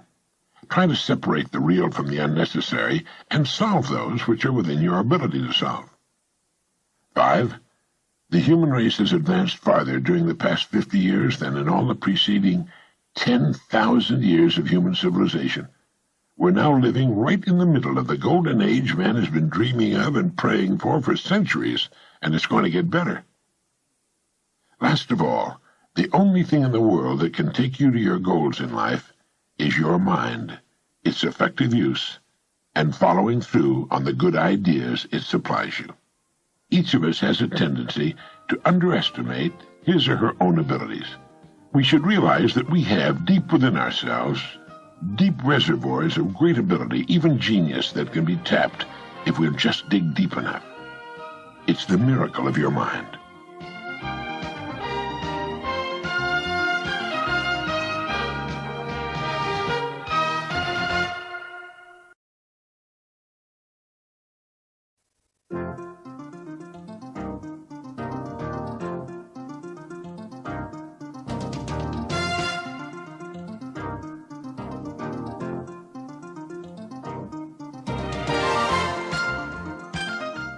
I'm sure you find it as amazing as do the rest of us that the great majority of people have to learn things the hard way. It's only natural to think that if a great discovery were made in a particular generation, all the succeeding generations would know about it and utilize it for their own good. But in many things, such is not the case. It's true with most inventions and discoveries which obviously affect our lives, but it frequently is not true when it comes to the great laws which determine the directions of our individual destinies. In one of the so-called third world countries, a group of laborers was hired to work on a farm. Now, these people came from a small, very remote village where motor vehicles were virtually unknown. They were enjoying the new experience of being transported on the back of a truck when they came to the place where they thought they were supposed to get off. Without giving it a thought, apparently, they just stepped off the back of the speeding truck.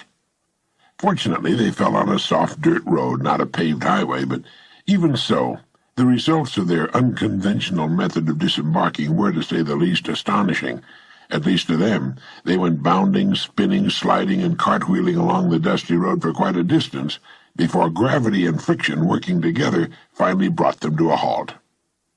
None was seriously injured. In fact, by the time the terrified driver got back to them, they were laughing uproariously about the whole thing. The truck driver, in explaining the incident, later put the blame on their never having ridden in trucks before. Now, that's the obvious answer, but it's really not the true one. The amazing circus tumbling act on a remote farm road had been caused by ignorance of a law that operates the same whether a truck, a boat, an airplane, or any moving body is involved. Sir Isaac Newton gave us the law, and it goes like this. A body in motion tends to remain in motion until acted upon by an outside force. When the workers stepped off the back of the speeding truck, they were going the same speed as the truck itself. The outside force was gravity, which pulled them down to the road, still traveling at the same speed, and, well, you get the idea. They had been hurt, confused, frightened, and turned upside down because they didn't understand the principal law on which everything in the universe operates, the laws of cause and effect. This law has been written thousands of times by the greatest minds the world has produced, and as a result has appeared in many forms. For our purposes, it might best be put this way. Our rewards in life will always match our service. It's another way of saying, as ye sow, so shall ye reap. And it's been written in many ways in every language on earth. Sir Isaac Newton, in promulgating his laws of physics, put this one in this way. For every action, there's an equal and opposite reaction. In saying our rewards in life will always match our service, you'll almost always get general agreement. People will nod their heads and say, yes, that's certainly true. Then they will go their ways and never realize, for the most part, how close they came to a truth so great and all-enveloping that their every thought and action is affected by it. I like to think of this law in the form of a giant apothecary scale, the kind with a cross arm from which hang two bowls on chains. Now, one of the bowls is marked rewards, the other is marked service. Whatever we put into the bowl marked service, the world will match in the bowl marked rewards. How we think, work, talk, and conduct ourselves is what we have to put in the bowl marked service, and the extent and nature of our service will determine our rewards. If any person alive is discontented with his rewards, he needs to examine his service. Action, reaction. As ye sow, so shall ye reap. What you put out will determine what you must get back in return. So simple, so basic, so true, and so misunderstood. If a business is not expanding to the quick and exciting tempo of the times, it must examine its contribution, its service. If a person is unhappy with his income, he must examine and re-evaluate his service. Now, whom do we serve? Each of us serves a portion of humanity, and humanity, to any given person, is the people with whom he or she comes in contact. It's family, friends, neighbors, co-workers, customers, prospects, employer, all those he or she has chosen to serve. Everyone with whom we have any kind of contact is to us humanity, and to the extent that we serve, will our rewards be determined. Never before in the history of the world have human beings been so interdependent. It's as impossible to live without serving others as it would be to live if others were not constantly serving us, and this is good. The more closely knit this interdependence becomes, the greater will be human achievement. We need each other, and we literally cannot live without one another. Every time we strike a match, drink a glass of water, turn on the lights, pick up the phone, drive our car, put on our clothes, take a bath, mow the lawn, go fishing, try making your own fishhook sometime. We're being served by other human beings. Every time you look at your watch, you're being served by a great industry and by efforts of thousands of human beings.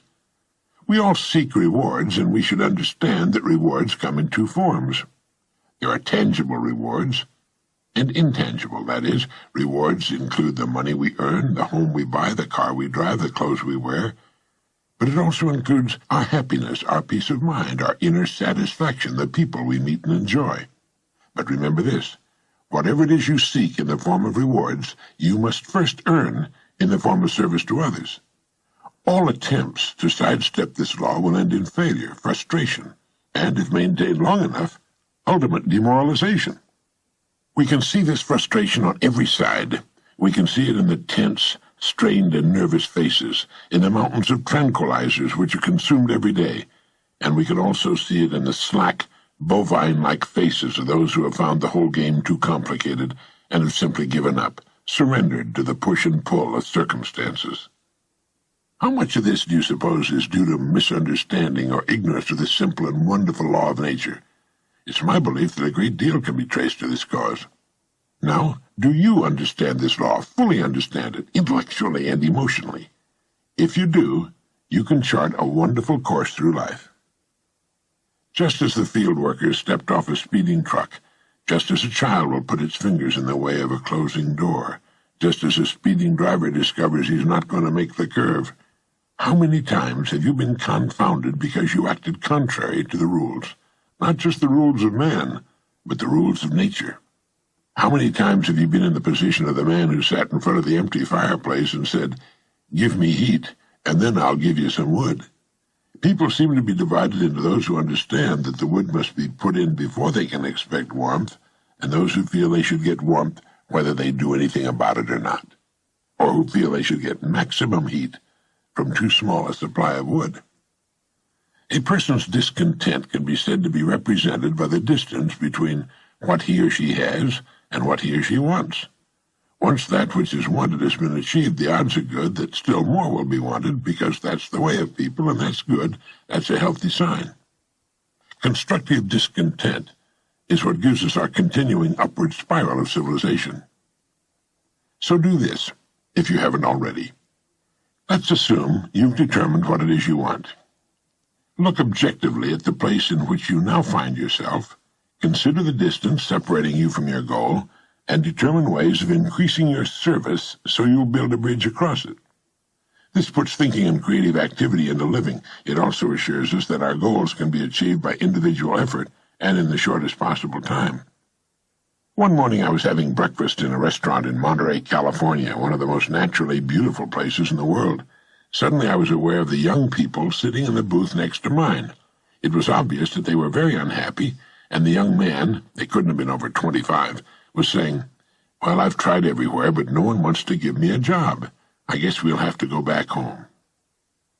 It was apparent from their attitudes that they wanted to live on the Monterey Peninsula, but were about out of money and unable to find a job. But he had said, "Nobody wants to give me a job." He wanted someone to give him something, in this case a job. What might have happened if he had turned the whole idea around? What if he had said instead, "What do I know how to do that will serve some of the people of this beautiful part of the world? Or how can I or we be of value to this community? The people here will be happy to supply us with the living we need if we can think of some way to serve them." If we can think of some way to serve them. What do they need or want that we can supply? Do they need a handyman, a first-class housekeeper, or both? Can we wash and wax cars right in their driveways, detail them so that they look like showroom display models? Let's buy a pad of paper and a ballpoint pen and start thinking of all the things we can do to earn a living here. It'll give us time to think of other ways, more profitable ways. But that wash and wax idea might grow into quite a service for the community. But let's don't stop there. Let's think of some more ways we can start right here to be of service to the people who live here. Right there in the restaurant, instead of being depressed and considering themselves failures, they could have come up with a dozen or so ways in which they could have remained on the Monterey Peninsula and built a fine business for themselves. They didn't need a job. They needed to think, but they had never thought before. It was as foreign to them as speaking Urdu.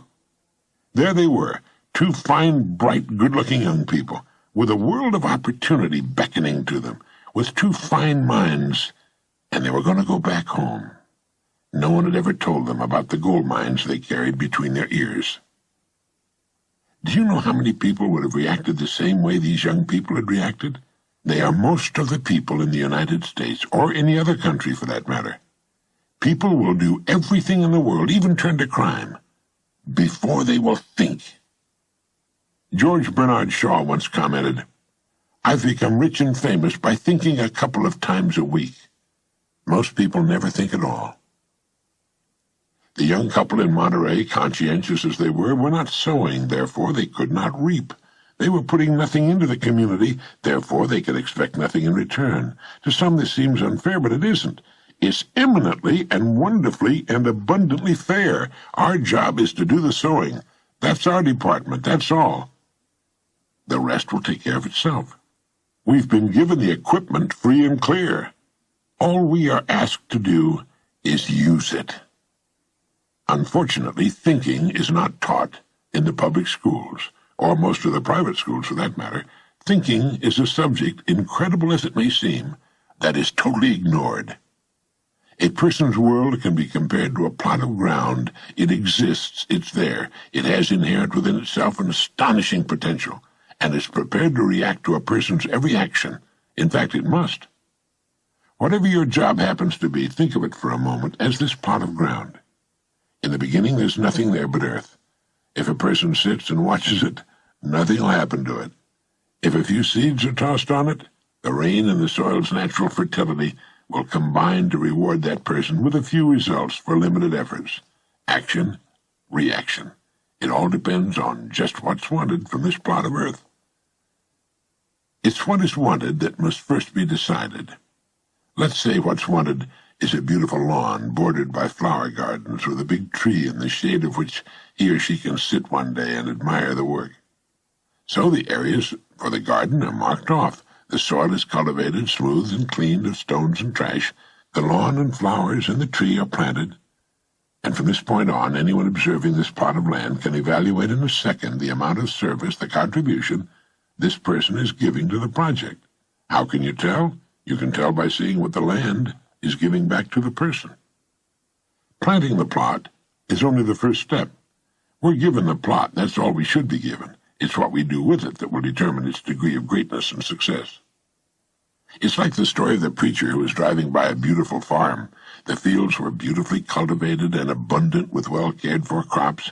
The fences, house, and barn were clean, neat, freshly painted. A row of fine trees led from the road to the house, where there were shaded lawns and flower beds. It was a beautiful sight to behold. So when the farmer working in the field got to the end of a row near the road, the preacher had stopped his car and hailed him, and he said, "God has blessed you with a beautiful farm."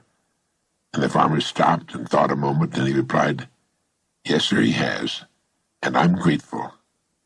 But you should have seen this place when he had it all to himself." You see, the farmer understood that he had been blessed with a fine farm, but he was also aware that it was his own love and labor which had brought it to its present state. Each of us is given a plot to work, a lifetime, and the work we've chosen. Like the farmer, we'll be grateful if we have the vision, imagination, and intelligence to build well and successfully upon the seemingly unimpressive land of our beginnings. Or we can let it fall into a haphazard condition with no real continuity or purpose behind it, with unpainted, ramshackle buildings surrounded by weeds and debris. It's the same land. It's what we do with it that makes the difference. The miracle is there, if only we're wise enough to see it and to realize that our fulfillment as persons depends upon our reaction to what we've been given. In thinking of ways of increasing your service, read books on your specialty. Read what others have found to work well for them. Listen to these tape cassette programs of ours. But at the same time, think of original and creative ways of increasing your service, ways that are unique with you and the way you are. Going at it strong for a week or a month and then falling back into old habits is just like working for a week or a month on that plot of ground and then abandoning it. Before long, it'll be no better than before. Each morning, and during the day, ask yourself this question. How can I increase my service today, knowing that my rewards in life must be in exact proportion to my service? Now do this every day, and you'll have started to form one of life's most valuable habits.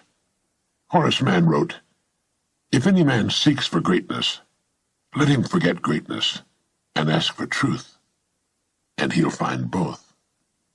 You see, you can cut away all the confusion and complications and nagging worries and vague, half-formed fears by returning to the great truths, the great laws, the great verities on which all success, all accomplishment, in which the whole world is built. Drive down any street in the country, any street in any neighborhood or farm community, any street at all, and you can quickly see what the people on that street are doing for the good of the community by observing what the community is doing for them.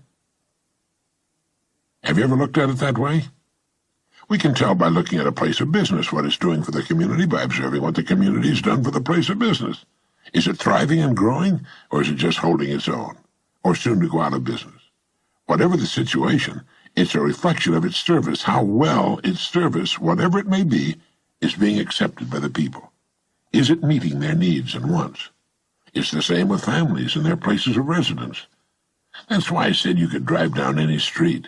Some streets are lined with beautiful, expensive homes, while some neighborhoods are obviously suffering from poverty, ramshackle, with weeds growing in the yards, tin cans and rubble strewn everywhere, rusted cars.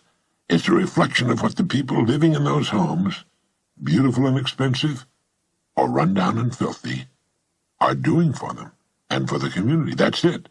It's always been a matter of interest to me that in neighborhoods with high unemployment, the people there don't seem to have enough time to keep their homes and yards tidy.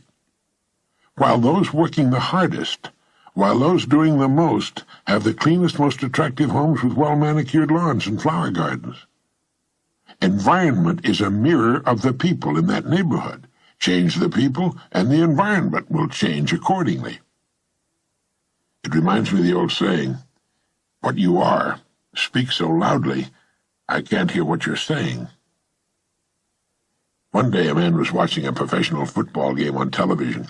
His 5-year-old son kept bothering him, so he took a page of the Sunday paper with a full-page airline ad on it showing a picture of the world, the planet Earth as seen from space.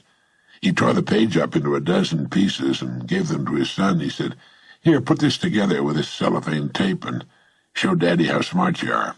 Then he went back to watching his football game. Well, in a surprisingly short time, the youngster had the picture all taped back together. It wasn't very neat, but it was a very good job indeed for one so young. "Hey, that's amazing," the father said. "How did you put that world together so quickly?" And the little boy said, "There was a picture of a man on the other side. I just put the man together, and then the world was all together." The youngster was no doubt surprised by the big warm hug he got. "That's right, son," the father said. "When the man's all together, his world is all together too." Being together is understanding how things work, Working hard won't do it. That isn't enough. We have to work intelligently. How often have we heard someone say, "My father worked hard all his life, but never had anything to show for it"? It's another way of saying, "My father, may he rest in peace, never quite figured out how things work. He worked hard all his life, but it was a job with very limited service." Or in another case, it goes like this. "My father was a very bright person, but he kept jumping from one thing to another. He was always looking for the pot of gold at the end of the rainbow, but he never stayed with one thing long enough to work it out." Succeeding takes time. It takes dedication, 100% commitment and creative thought. We must keep asking ourselves, how can I broaden my service, and by so doing, increase my harvest, my rewards? All right, how can we correct the situation? William James gave us the answer. He wrote, "Either some unusual stimulus fills them with emotional excitement, or some unusual idea of necessity induces them to make an extra effort of will." Excitements, ideas, and efforts, in a word, are what carry us over the dam. All right? Let your goal represent the excitement. Your ideas and efforts will weigh down the service end of the scale, and the rewards must and will follow. They'll be yours. They are yours the moment you realize the truth. As ye sow, so shall ye reap all the years of your life. If you're worried about your income or your future, you're concentrating on the wrong end of the scale. Look at the other end. Concern yourself only with increasing your service, with becoming great where you are, and your income and your future will take care of themselves. Don't be the person sitting in front of that empty fireplace and asking for heat. You're asking for the impossible. Pile in the wood first, and the heat will come as a result.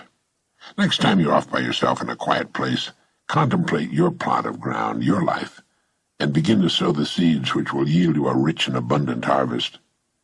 In William James' essay on vital reserves, he wrote, "Compared with what we ought to be, we're only half awake. Our fires are damped, our drafts are checked. We're making use of only a small part of our possible mental and physical resources." Stating the thing broadly, he went on to write, "The human individual thus lives usually far within his limits. He possesses powers of various sorts which he habitually fails to use. He energizes below his maximum, and he behaves below his optimum."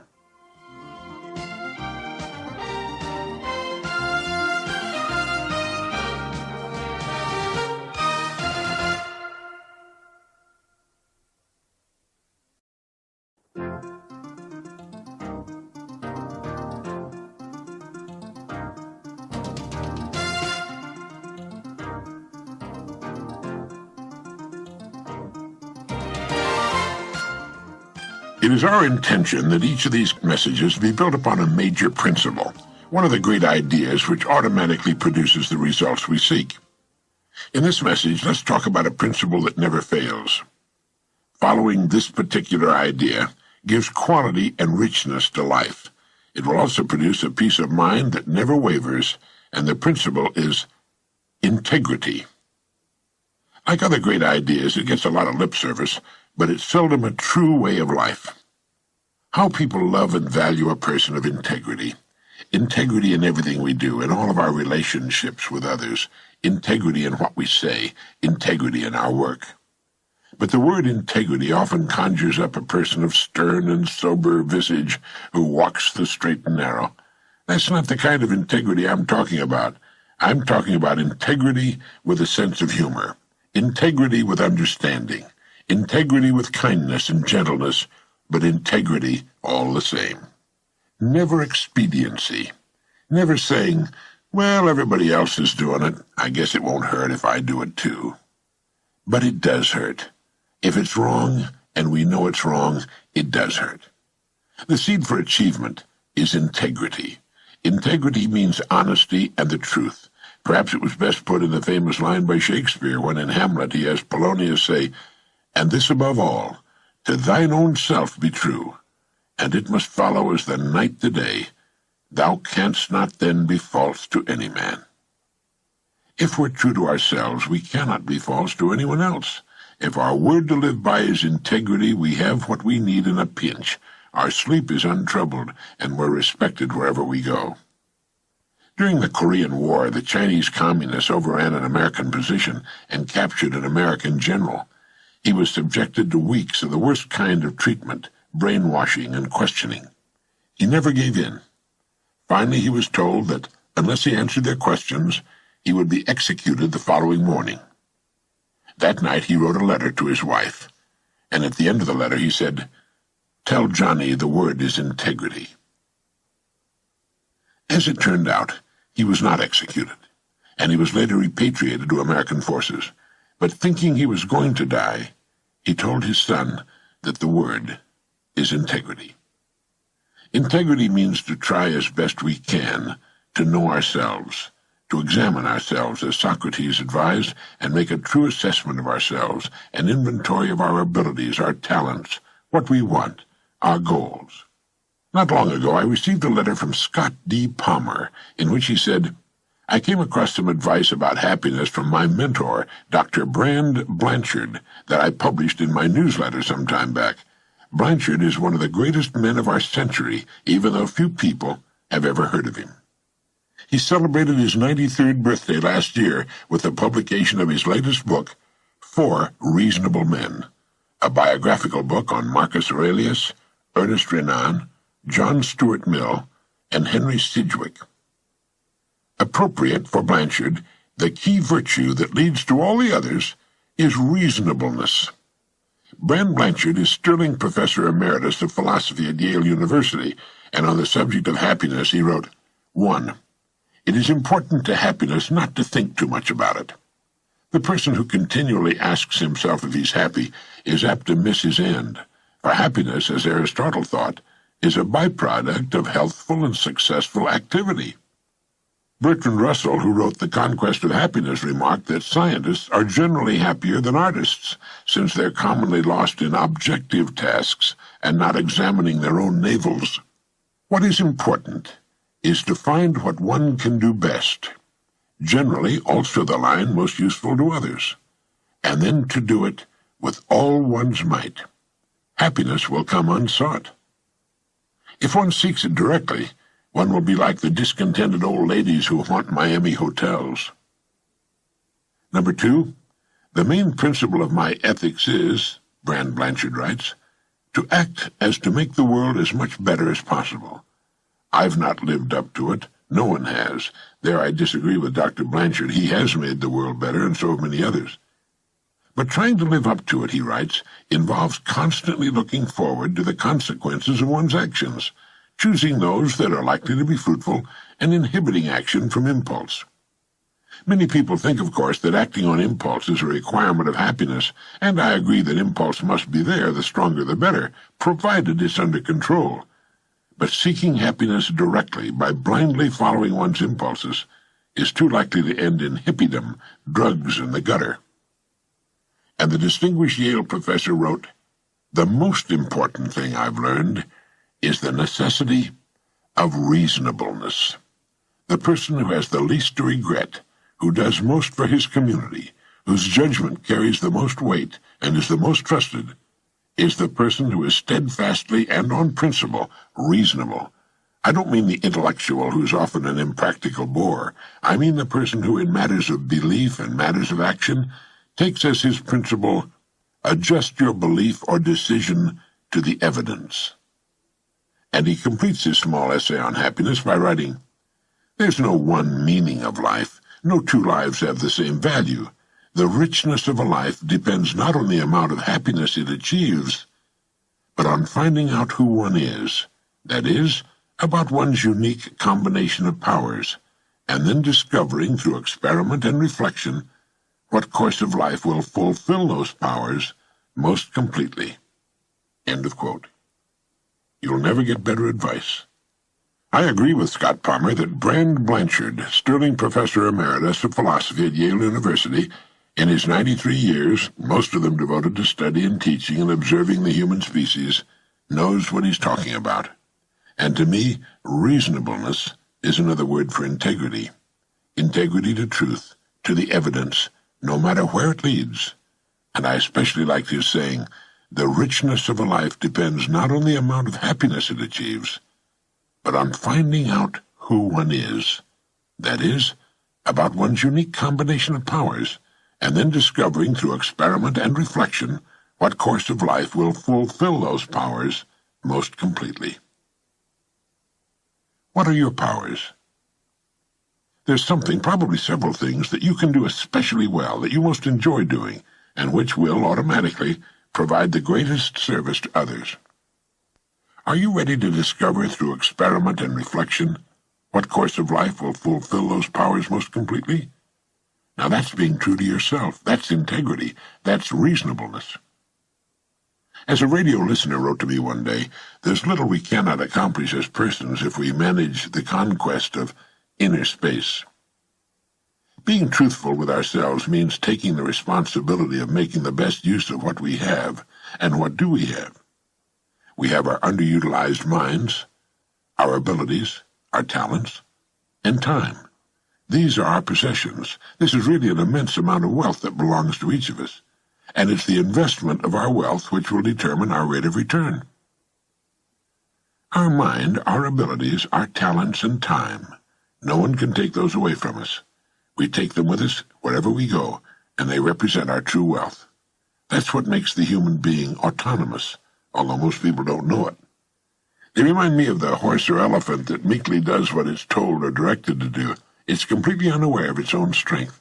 It doesn't know how easily it can do what it wants to do, and millions of miraculous human creatures live in tiny prisons of their own fashioning, completely unaware of their powers to be free, to do what they would most love to do, and in so doing, reap a harvest beyond their wildest imaginings. They are slaves to their ignorance, and follow each other around and around like so many processionary caterpillars. How have they invested their wealth, their minds, their abilities, their talents, and time? They are not even aware of it. As with the ownership of wealth of any kind, it's left to us to decide what use we'll make of it. We can squander it until it's gone, spend it in a helter-skelter, hit-or-miss fashion without much purpose or meaning, or we can invest it with intelligence and purpose and receive an abundant return, a return which will more than provide for our families all the years of our lives. The choice is ours, and it's here that integrity comes into the picture, for we're the only ones from whom we can steal time, talent, ability, and the use of our minds. It's making the best use of what we have, what we are, in the time that's been granted us. Sound simple? Well, truth is always simple and uncomplicated. As soon as we properly invest our true wealth, we place ourselves above competition. We're no longer competing, we're creating. We're understanding something that the great majority of people have never known. Here is the foundation upon which every great career has been built, in every field. So invest in that yellow legal pad and a few ballpoint pens, and in your own best quiet time, start making notes. Here are some givens in the success department. Success has nothing at all to do with the size of the brain. The largest brain on record was the brain of an idiot. The smallest, the brain of Anatole France, who won the Nobel Prize in Literature in 1921. Some of the world's greatest people in every field are or were short, bald, and fat, some tall and skinny, some were brilliantly educated, some had little or no schooling. The person destined for greatness is the person who decides for himself to follow his or her strongest suit. But truly successful people all have one thing in common. They all follow, consciously or unconsciously, the law of cause and effect. They're true to themselves. Although most people will give lip service to the idea of integrity, they're really not at all sure about it. With the great majority, it's often a matter of expediency. If it's expedient to be honest, fine, they're honest. If it's more expedient to realize a quick profit in some way by not disclosing the whole truth, or by shading it a bit, well, let's shade it a bit. They tend to live on the basis of short-term or even instant gratification. They don't see succeeding as a long-range program. They don't know about what I like to call the unfailing boomerang. Every time a person does something dishonest, whether it's small or large, whether it's stealing a pair of pliers from the plant or embezzling $10,000, he's throwing the boomerang. It's the same with small dishonesties, with manipulating the truth. How far the boomerang will travel, no one can tell, or how great or small a circle it will traverse, only time will tell. But it will eventually, inevitably, come around full circle and deliver its never-failing and painful blow.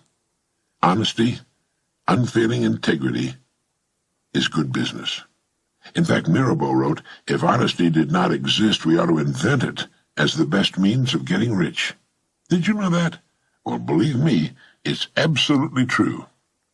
And all we have to do, under every circumstance, is ask ourselves, is this true? Is this honest? Is this the best I can do? And if it is, go ahead with the happy realization that we've put in motion the right cause, and know that the effect will take care of itself. Our only hope of real success, of winning the hearts and minds of the people we serve, is in helping them in some way and thus improving their standard of living. But if we're content to give less than our best, we're actually working against ourselves. The average working person in our society is paid for about 40 hours a week. This leaves 120 hours a week to do as we please. Never before in the history of humankind have we had so much free time. That's 120 hours a week if we sleep 8 hours every night, 3 times as much time as we spend on the job. How much is all that time worth? We want our leisure time, of course, time to relax, take it easy, recharge our batteries. But do we need 120 hours for that? Our greatest enemy has never changed, and his name is ignorance. And the greatest ignorance of all is the mistaken belief that we can ever receive more than we truly earn. Sooner or later, there will be an accounting. Every day, for good or bad, we're throwing the boomerang, and just as the punishment always seems to be greater than the offense, the rewards are also out of all proportion to our honest efforts. So let's summarize. What do we mean by integrity? It means giving everything we do our very best. It means being true to ourselves and to every other person with whom we come in contact. This gives meaning and comfort to our leisure time. Our rest has been earned. We know we'll move ahead toward our goals simply because we've become remarkable people. We cannot go unnoticed. The person of integrity is always needed in every undertaking. It means the willingness to keep an open mind, to look for truth wherever it leads all the years of our lives, to check things out for ourselves, to weigh what others tell us and make our own judgments. It's knowing that there's always a better way to do everything, and then a better way still to do that. It's looking for that better way in everything we do. It's realizing that the person who does not read is no better off than the person who cannot read, and that a person who does not continue to learn and grow as a person is no better off than one who cannot. It means that we must walk with integrity every day of our lives if we're to truly reap the abundant harvest all the years of our lives. It's realizing that the greatest joy a human being can experience is the joy of accomplishment. Remember to think of your life as that plot of rich soil waiting to be seeded. It can only return to you that which you sow. And what do you have to sow? You have great wealth. You have a mind. You can think. You have many abilities. You have talents that you still may not have explored. And you have time. Time which cannot be saved, stopped, nor held back for a second. Make full use of these riches. It's never too late. Use truth as your guide, integrity as your banner, and your plot of ground will return to you and yours in abundance that will amaze and delight you. And if days come in which you find yourself depressed or confused, remember this comment by Dean Briggs. He wrote, "Do your work, not just your work and no more, but a little more for the lavishing's sake, that little more which is worth all the rest. And if you suffer as you must, and if you doubt as you must, do your work. Put your heart into it and the sky will clear, and then out of your very doubt and suffering will be born the supreme joy of life."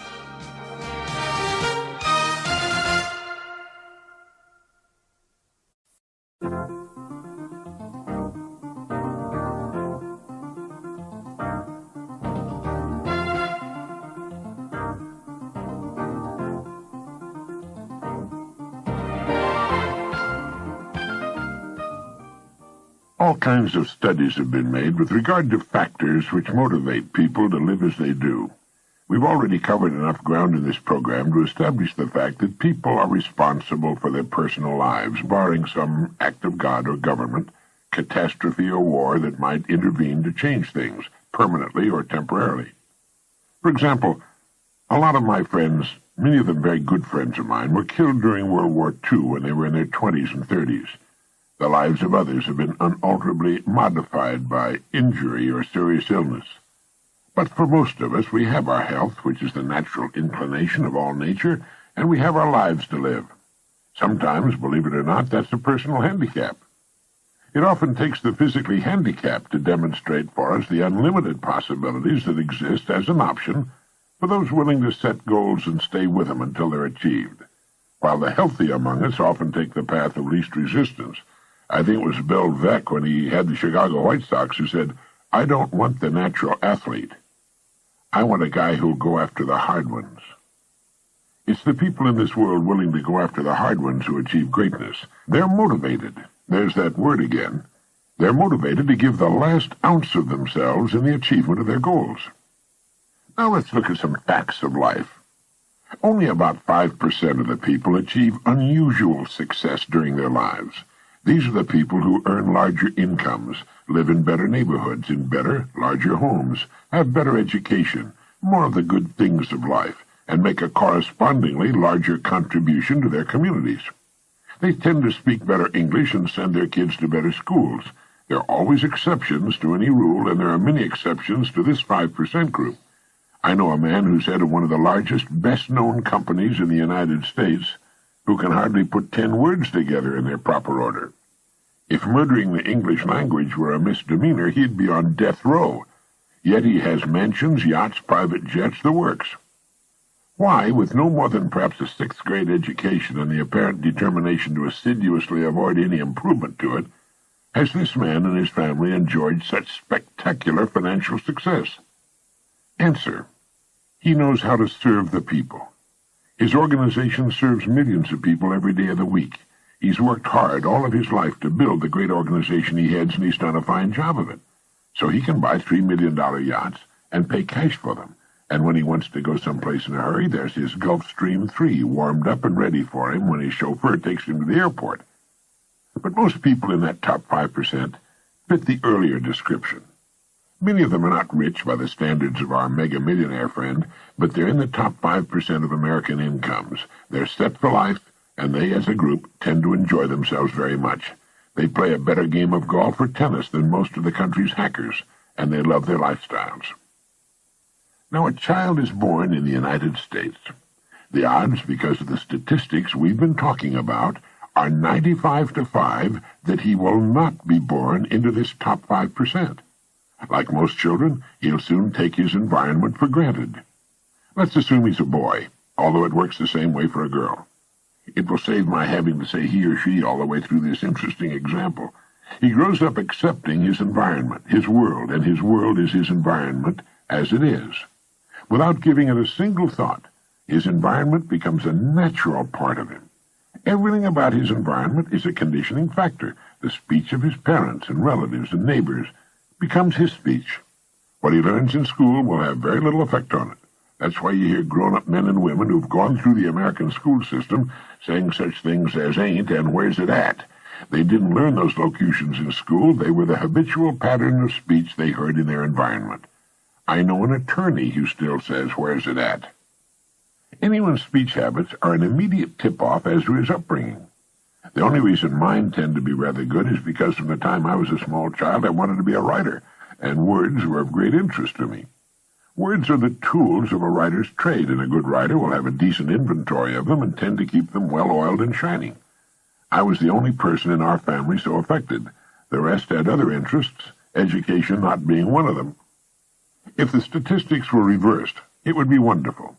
If 95% of the people were successful to the degree the 5% are, the odds of a child being raised by the right group would be reversed. But that's not the case. So our typical young man or young woman grows up to mirror his or her environment. He thinks as they think. He takes that life for granted. All the people he loves are in that group. It's his group, too. And if he doesn't come across some unusual motivation along the way, he'll become an indistinguishable part of it. He does that because it's the perfectly natural thing to do. Their goals, or the lack of them, become his goals. A nice house on a nice street, a steady job of some kind, a good, steady income, a good wife and good kids, and so the story goes. He operates on minimums all the years of his life.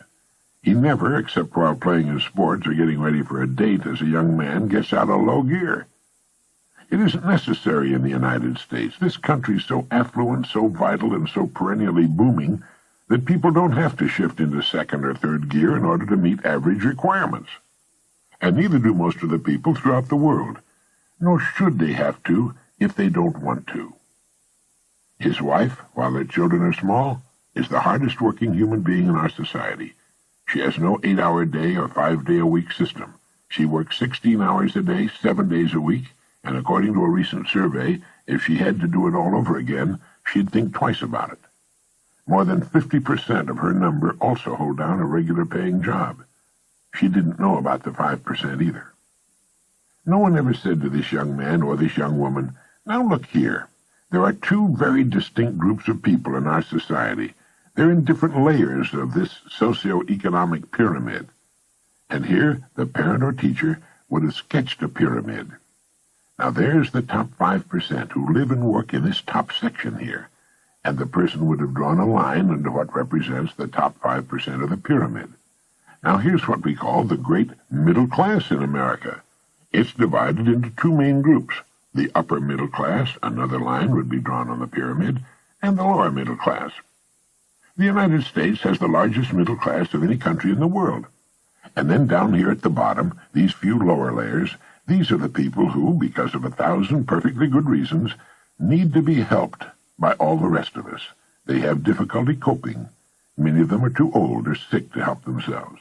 We have some 25 million functional illiterates, and so on. So these young people would see very clearly their options. It would be made clear to them that they have the freedom, thank God and our forefathers, to choose. They have the option, if they so choose, to live and work on virtually any layer of that pyramid.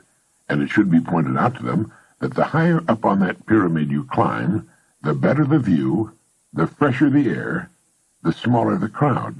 Now that's important to know, but it takes more effort to climb higher on a pyramid. It's much easier to settle for these lower layers. You don't have to learn so much, and so on.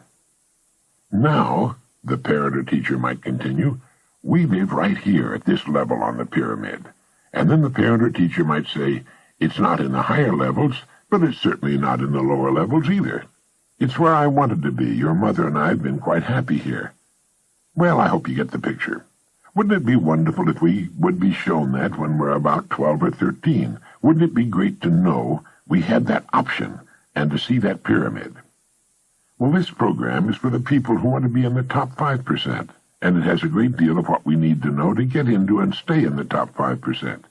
And while getting into the top 5% may be one's goal, it's good to remember that like any destination on planet Earth, there are a million ways to get there.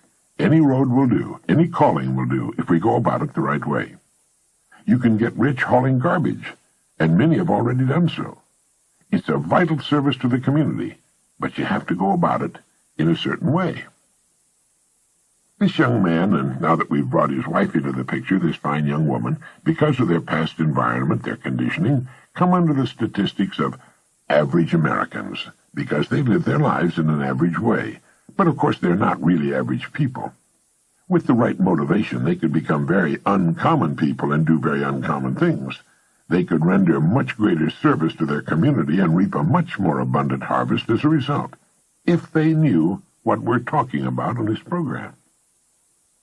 Now, what are the odds that they will ever come across Dr. Brand Blanchard's advice about happiness? Do they know what happiness is and where it comes from? Has either of them ever truly explored his and her potential strong point? What is it that your original genetic pattern makes you especially qualified to do, young man and young woman? What do you most want to do? What brings you the greatest joy? Do you know your rewards all the years of your life will be determined by the extent of your contribution, your service to others? Do you know why some people are paid $20,000 a week, while others are paid the minimum wage? Bill Cosby earned $12 million in 1986. Do you know why? It's because of the people he serves. There's an investment banker in Los Angeles who earns about $40 million a year. Do you know that as far as is known, there's no limit on earnings? What would you like to earn? How about $1,000 a week? That's $52,000 a year, or twice that. That's not all there is to living by any means, far from it, but it does pay the bills, and if you earn an income in the upper 5% of the population, there you are, in that top 5% of the pyramid that the sun hits first as the earth does its daily rollover act, and the sun is still shining on it later in the day when the rest of the plain is dark. It's nice up there. And shooting for it will bring out the best that's in you. You'll do more for others. You'll make a greater contribution. You'll give more to charities. You'll help more people. So how about it? There's a talk I'd like to give to young people. Some would say I'd stir discontent among them, but I would reply that discontent is the greatest motivator of them all, and it's responsible for every great boon to humankind, from running water in the inside toilet to the supermarket. A little discontent is a good thing, especially when it's discontent with ourselves. The effective environment is an incalculably powerful force. The deepest craving of young people is to be liked by their fellow students. Acceptance and esteem in the eyes of their contemporaries is their deepest craving. So they begin to do what the other kids are doing, and the other kids begin doing what they're doing, and everyone acts just like everyone else. They dress alike, they talk alike, they laugh at the same things, even when it isn't funny.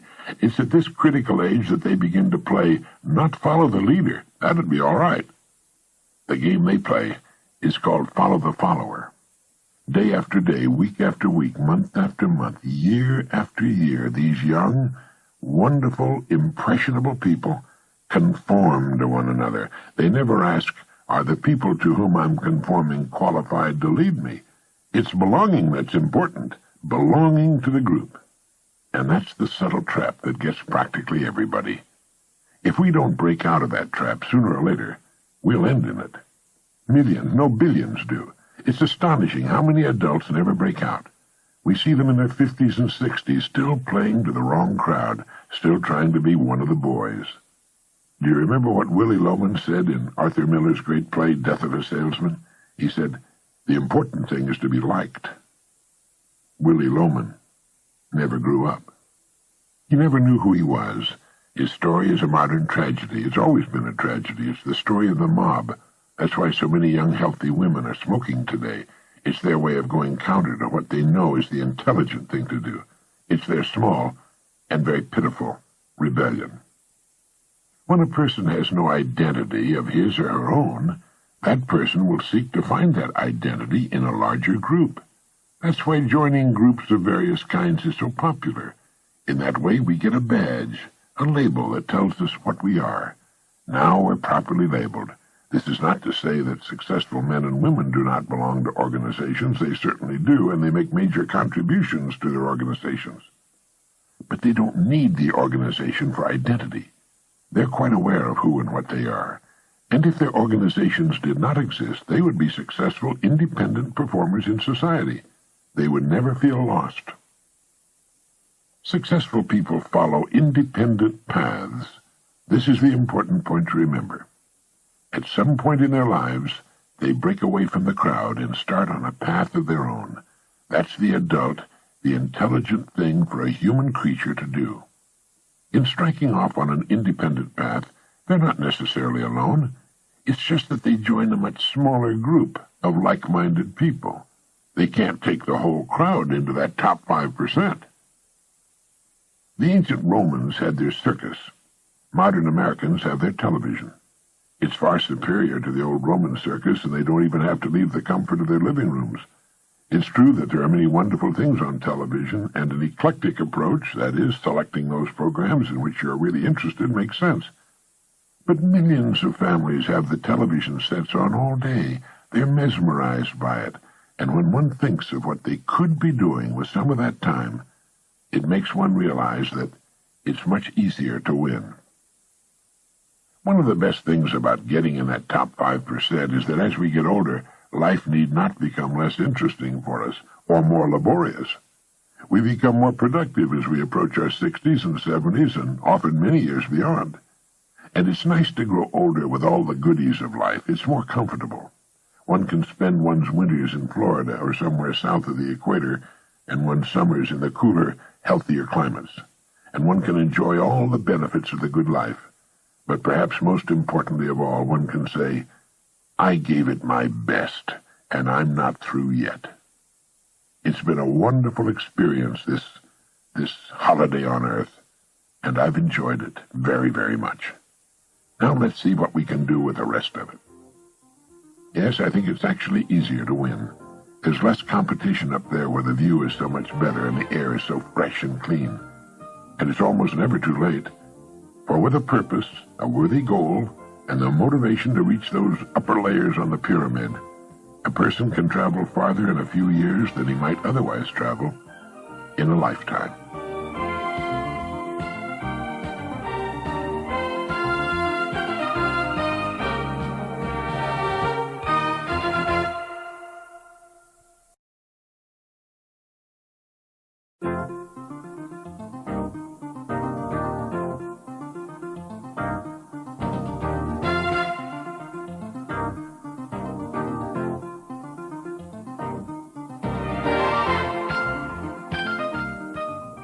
Like most writers, when I see something I wrote 10 years ago, I invariably see ways it could have been improved.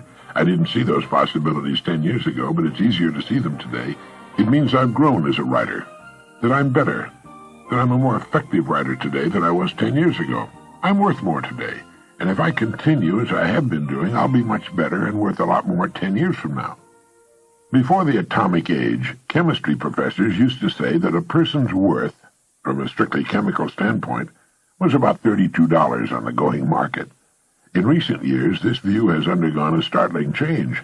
Scientists now calculate that if the electronic energy in the hydrogen atoms of your body could be utilized, you could supply all the electrical needs of a large, highly industrialized country for nearly a week. A DuPont scientist said that the atoms of your body contain a potential energy of more than 11 million kilowatt-hours per pound. The average person, by this estimate, is worth about $85 billion. Moreover, the electrons in the atoms of your body are not just particles of matter, they're waves of living energy, and these waves ripple out and spread themselves in patterns of light, and as they move, they sing. If you had the proper hearing aid, you could hear a great flow merging with the waves of neighboring atoms, and they not only sing, they shine. If you stand in front of an infrared television camera in a completely dark room, the screen will show you from top to toe as a glistening, radiating, gleaming form. In short, you're a whole lot more than meets the casual eye. Add to all this the fact that to try to reproduce your mind mechanically would cost many billions of dollars, and you begin to see yourself for what you really are, an amazing, infinitely valuable creature.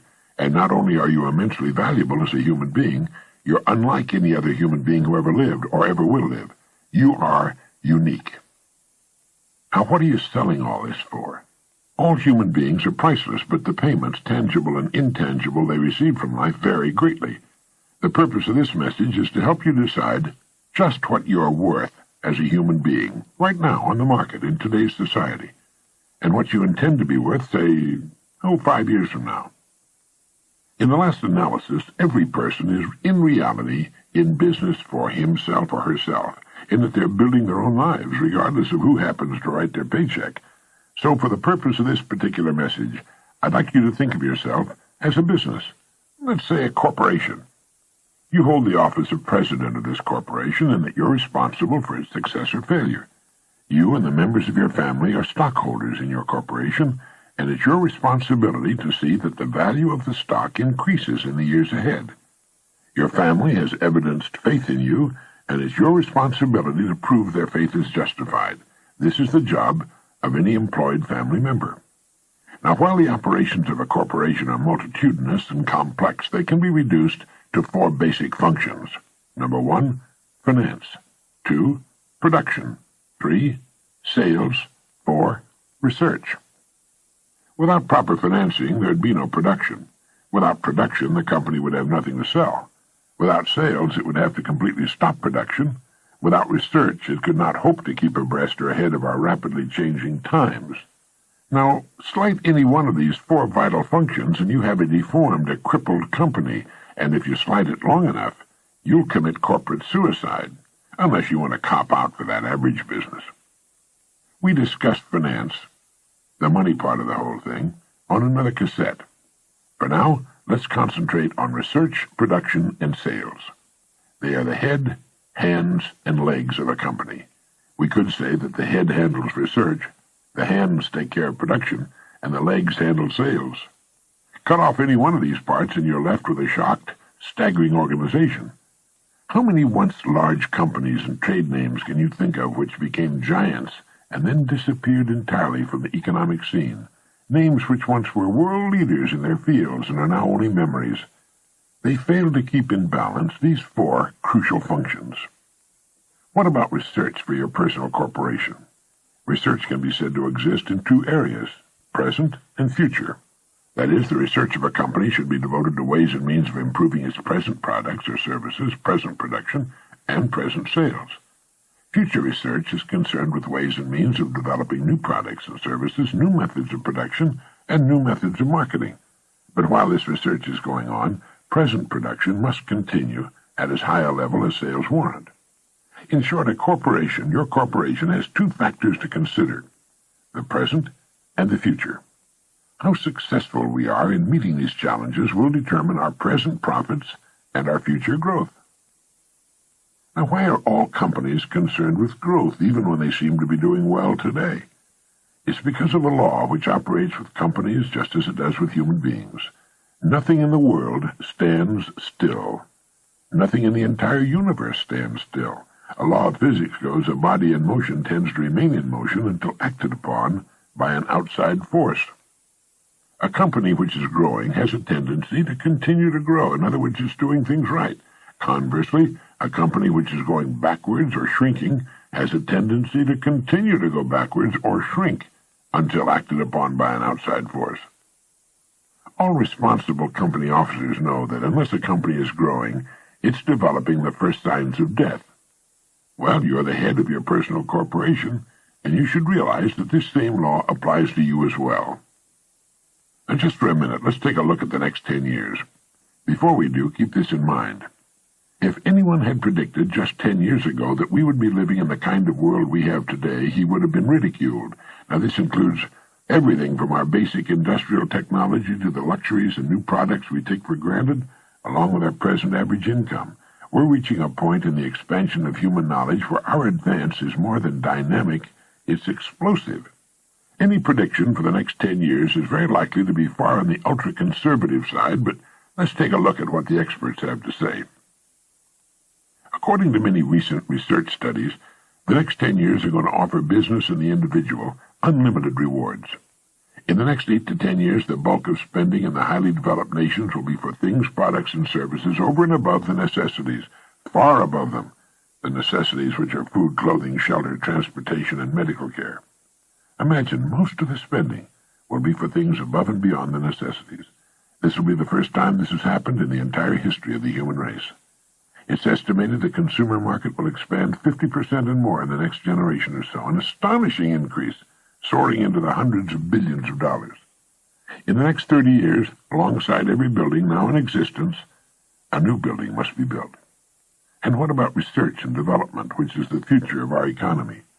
Today, more money is being spent on R&D in a single year than was spent during the past 150 years. Think a moment. What does all this mean to you and your own individual company, the one of which you're the president? It means your future's unlimited, if you'll see yourself in relation to the present and the future. Never before, throughout all the centuries of man, has a person faced as bright a future as yours. Our population, too, is getting a lot smarter. Educational advances during the past 30 years have been remarkable. During the next 30, they'll probably be amazing. The customer is getting smarter every day. And if we're going to continue to meet his or her demands and sell him or her our products, we better get smarter every day, too. The market of the next 10 years will be characterized by diversity, not uniformity. It will also be dominated by taste, not necessity. There will be a great increase in the quality as well as the quantity of consumer choices. There are many signs of the rising urge for the better things in life. Many millions of adults are currently interested in after-hour study programs, and this number is growing by millions each year. Well, that's just a glance at a few of the things going on around us and what life will be like in 8 to 10 years. Now, each of us, as president and unquestioned manager of his own corporation, can decide what to do about it. We can either grow with it or go backward. We cannot stand still, even if we'd like to. This gives us an opportunity to stand back and look at ourselves and our futures objectively, as an intelligent stranger might. Ask yourself, how much am I worth right now, today, as a corporation? What's my value today to myself, my family, my company? If I were an outside investor, a stranger, would I invest in this corporation? A company growing at the rate of 10% a year will double in size in about 8 years. What attention are you giving to the production of your personal corporation? Can you grow and improve as a person at least 10% a year? Of course you can. In fact, if we go along with the experts' estimates, a person can increase his effectiveness anywhere from 50 to 100% and more within 30 days. Our files are filled with reports from people who exceeded their previous performance to an almost unbelievable extent. People in management and in production who multiplied their effectiveness many times. Students who moved from failing grades to straight A's in the dean's list. People in sales who found they could, through the proper management of their abilities, minds, and time, sell as much of their company's products in a single month as they had previously sold in an entire year. Think what that means. It means being 12 times as effective as a human being. And getting back to the law of cause and effect, it means putting out 12 times as much service, which must and will guarantee our receiving eventually 12 times the reward we formerly knew. 12 times the reward. Remember, please, if we do twice as much, we have to receive twice as much, and nothing on earth can keep it from us. And the same thing applies if we triple our effectiveness. You and I know this, everyone should know it, but remember that fully 95% of the people do not know this. Think of the advantage this gives us. It isn't that we want to take advantage of anyone, and we're not, but it dramatically demonstrates the truth of the saying, knowledge is power. You'd be amazed by the great numbers of people who stop learning when school is over. Aside from company manuals and such internal literature, they read very little of anything of real value. The introduction to recorded learning, pioneered by this company, has made substantial gains and is growing rapidly, but as yet has only scratched the surface. An ongoing education is vital if we're to stay vital. There's so much to learn, and our school curriculum touched only a fraction of it. One of the most important subjects is getting along with people. We can only do things, we can only win through people, and that subject isn't taught at all in school. The great ideas we're talking about on this program are seldom taught in the home and almost never in school. Go through our catalog of programs carefully, and one by one you can maintain an effective ongoing education program for many years to come. It's true. Knowledge is power. What's more, knowledge shows on our faces, and it's apparent in our speech. It helps us raise our children, get along better with our neighbors and fellow workers. Above all, perhaps, it's the greatest motivator in the world. As we learn, our horizons recede. We realize there's more to do and more time in which to do it. Old myths about getting out of action at age 65 disappear, and we realize that as long as we're learning and teaching and growing, it need never stop, and we become more effective with the passage of time. Tomorrow is a brand new day, the great equalizer, no more nor less than anyone else on earth can have. Right now, begin to think of ways in which you can begin to increase your effectiveness, raise your production, knowing that by so doing you're automatically presetting your rewards. Each day that comes to you, beginning with tomorrow, offers you a clean, brand new page on which to write the story of your life. Forget the past. It's gone. Don't concern yourself with the opportunities you may have missed in the past. This is true of everyone. But reach out and take each new day as it comes, and ask yourself, how can I best use this day? You know we're going to run out of them eventually. If we waste an hour of productive time every day, it adds up to about 250 hours a year that our corporation, our plant, is shut down. We can earn nothing with the doors closed. What is your time worth an hour? Multiply this by 250 and you can see what you're throwing away. Now, whether your employer pays for this wasted hour or not is unimportant. life will not pay for it. Learn to enjoy every minute of your life. Be happy now. Don't wait for something outside of yourself to make you happy in the future. As my good friend Wally Amos of Famous Amos Chocolate Cookies says, happiness is an inside job. Think how really precious is the time you have to spend, whether it's at work or with your family. Every minute should be enjoyed, savored. A human life is really nothing more than a collection of minutes, hours, and days. These are the building materials, and it's left strictly up to us to determine the kind and size structure we build. You see, a person has a tremendous advantage over even the largest corporation. Think of any large multinational corporation. Can it double its production in a single day? Of course not. Can it double its sales in a single day? Of course not. It would like to, but its growth must be a gradual, steady thing because of the interconnecting complexities of operating so large an organization. Yet a person can double, triple, quadruple his effectiveness in a month or less. It's like comparing the movement of a single scout to the movement of a great army. How have you been handling the 4 vital functions of your business? Finance, production, sales, research. How much time and effort are you giving to finance, to research, to the study of your work, your career? Can this be improved? What about production? Is there a way in which you can vastly improve the way in which you conduct your work? And sales, how can that be improved? Sales is more than selling a product or service. It's the way in which we sell ourselves to everyone with whom we come in contact. It's the way we get along with our associates, our spouses, our kids, our neighbors. And if our business happens to be selling, how can we see more people every day or improve the effectiveness of every part of our contact? 1 extra call a day comes to 250 calls a year. How many additional sales could we make with 250 additional contacts? In 5 years, that comes to 1,250 calls we would not otherwise have made. It's the difference between being average or above average. It's the difference between good and great. Taking this new active approach to life brings peace to our minds, absolute security to our future, great new stature as human beings. In this way, we can work toward reaching full maturity. With this attitude toward life, we need never for a moment concern ourselves with its outcome. It will begin to become successful tomorrow, and it will pour abundance upon us for the rest of our years.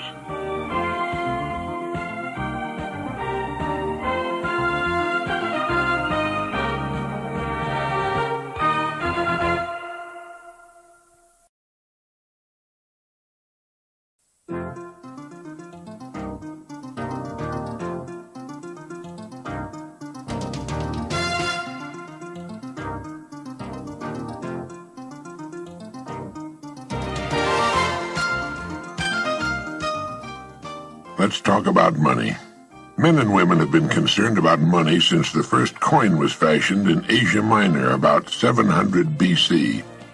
You might say that money is like good health, in that we're concerned about it to the extent that we don't have it. The purpose of this message is to get down to the basics, to clear the air surrounding the entire subject of money. And to do this, I'm going to have to get absolutely elementary. And while you may already know most of the things I'm going to say, I think it's important that we remind ourselves just exactly what money is, how much of it is enough, and how to earn the amount of money you need to live the way you want to live, now and in the important future years.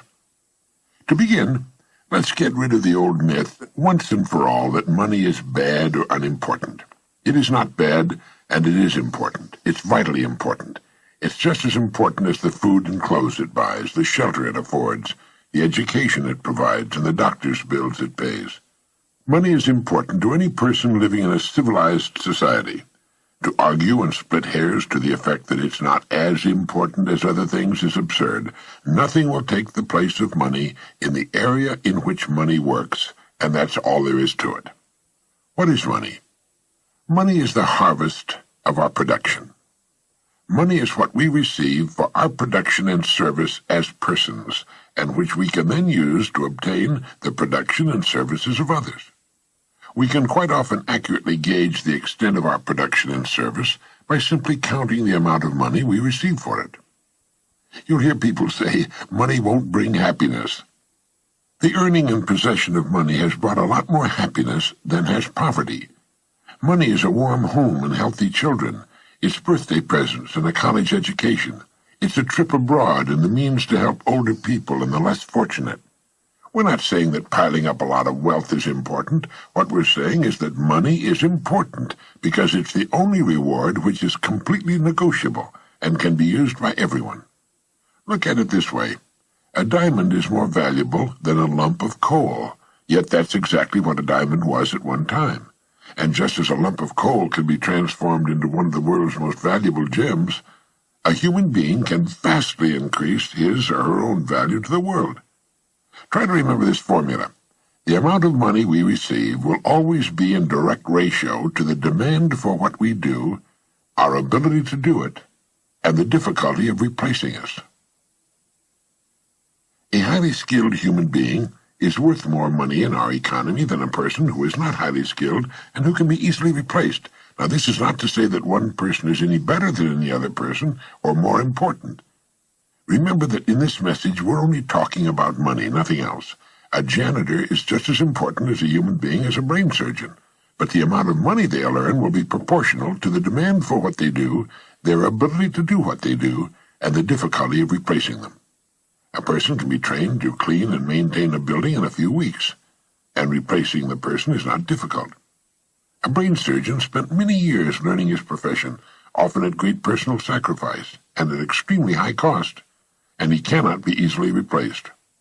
As a result, the surgeon might earn as much money in an hour as a janitor might earn in a year.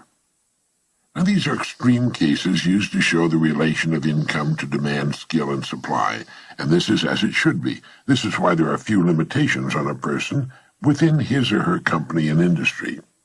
Their incomes will be in exact proportion to the demand for what they do, their ability to do what they do, and the difficulty of replacing them. That's why the whole idea of trying to get something for nothing is ridiculous and won't work. A top jockey will earn a great deal of money every year, which will represent about 10% of the winnings of the horses he rides. You might say riding a horse serves no useful purpose, but the demand is there, useful or not. It's the same with a star in show business. His or her income will very accurately reflect the demand for what he or she does. Now that's why preparation for life is so important. Luck has been defined, as we've mentioned, as what happens when preparedness meets opportunity. A great opportunity will only make the unprepared, the unqualified, appear ridiculous. For every one of us, opportunities are all around us. Our ability to see them will depend in large part on how well we've prepared ourselves. Now, how do you stack up in this regard? While this may sound elementary, you'd be amazed at the number of people who want more money but don't want to take the time and trouble to qualify for it.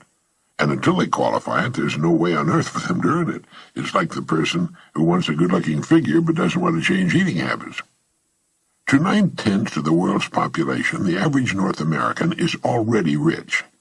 There's a greater difference between the standard of living of most of the world's population and our average worker than there is between the standard enjoyed by our average worker and the richest person in our society. Our working people have just about everything the wealthiest have, only smaller. They have a home, car, often two of them, radio, TV, savings account, debts. They're just smaller. Their food is as good and just as plentiful. Their beds are just as comfortable. Their home is just as warm in the winter. They have exactly the same amount of time and just as much, maybe more, freedom. Their life expectancy at birth is about 75 years. For the rest of the world, on the average, it's less than 60. With only a fraction of the world's population, we in the free world have half the world's total money income. We have more than 2/3 of all the automobiles on the planet. So in talking about money, let's understand that we're already rich as a people. Now, how much do you want? How much money do you need to live the way you want to live, to accomplish the goals you've established for yourself? Most people think they want more money than they really do, and settle for a lot less than they could earn if they went about it the right way. The world will pay you exactly what you bargained for, exactly what you earn, but not a penny more. You remember that old poem that goes, "I bargained with life for a penny, and life would pay no more"? Well, that's about it. We'll receive not what we idly wish for, but what we justly earn. Our rewards will always be in exact proportion to our service. If you don't like your income, you must devise ways and means of increasing your service. Your service must come out of you, your mind, your abilities, and your energy. A strong person cannot make a weak person strong, but a weak person can become strong on his or her own by following a specific course of action for a sufficient length of time, and a person who's already strong can become a lot stronger. It's the same with this business of money. People who refuse to do more than they're being paid for will seldom be paid for more than they're doing. You may have heard someone say, "Why should I knock myself out for the money I'm getting?" Now, it's this attitude which, more than anything else, keeps people at the bottom of the economic pile. They don't understand that only as we grow in value as persons will we receive the increased income we seek. If we try to stand still in our work, and millions do, we'll never know the rewards nor the joy of accomplishment and the personal satisfaction and peace of mind which come only to the person of unusual achievement. There are two distinct steps we must take. First, we must decide how much money we really want, the exact amount. Once this decision is made, the second step is to forget the money and concentrate on improving what we now do, until we've grown to the size that will fit and naturally earn the income we seek. Once we're fully qualified for the amount of money we decide to earn, we'll soon find ourselves earning it. And we'll also discover that with our new powers and abilities, it's not more difficult, perhaps even less difficult, than what we're now doing for the money we're now earning.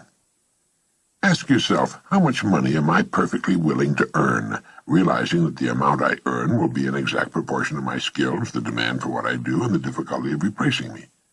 There are really three amounts of money people should decide upon. One, the yearly income we want to earn now or in the near future, the amount of money we want to have in a savings and or investment account, and the amount of money we want as a retirement income, whether we ever retire from active work or not. Now, it's here that most people make a very serious mistake. They never decide on any of these three amounts of money. If you will decide on these three amounts, and if you'll write them on a card to carry with you or put somewhere where you can review it from time to time, you'll automatically have placed yourself in that top 5% we were talking about. You'll have a plan for your future, a blueprint for future financial accomplishment. You'll know where you're going, and if you're serious about it, you'll most certainly get there. You see, the trouble with people is not in achieving their goals. They can do that all right. It's in not setting goals that people get in trouble. They leave it to chance and find out sooner or later, and to their sorrow, that chance doesn't work, that they've missed the boat. It's estimated that only 5% decide on the money they'll earn and then grow as persons into the size of the incomes they seek. They thus take their lives, their fortunes, and their futures into their own hands, as they should, and accomplish their goals right on schedule all the years of their lives. You can do the same thing, and you can do it starting right now. There are two kinds of people where money's concerned. There's the majority, who cut back on their wants to fit their incomes, and there are those free spirits in the minority who make their incomes fit their wants. Now, which is best for you? You've got to decide that. Ben Franklin gave us the secret to wealth. He said, "The road to wealth lies in augmenting our means or diminishing our wants. Either will do, but the quickest way to wealth is to do both at the same time." When you write down the yearly income you mean to earn, you no doubt know whether or not it's average for the work you're in, or above average. The chances are good that the figure you will decide upon will be above average, perhaps quite a bit above average. That's good. Now ask yourself, who in my line of work is now earning that kind of money? If you know, you'll have a good idea of what you have to do in order to earn it. This is exactly how men and women move from the ranks into positions of top authority with corresponding incomes. Now, I have no way of knowing your line of business, but regardless of the business you're in, it needs new leaders, men and women, to come up in the years ahead. Everything is expanding, getting larger, and with the increase in size and scope, the most desperate need is for the dedicated, able person who can learn to lead the field, and to lead others as well. Some of the top executives in the nation today were once accountants, shipping clerks, struggling lawyers, service station attendants, salespeople in the field, sales clerks, mailroom clerks, stenographers, mechanics. You can't think of a position from which people have not climbed to the top. Now understand what I'm going to say, and it'll bring you and yours everything you want. It's not the job, it's the person. It's not your present circumstances which count, but the circumstances you make up your mind to achieve that are important.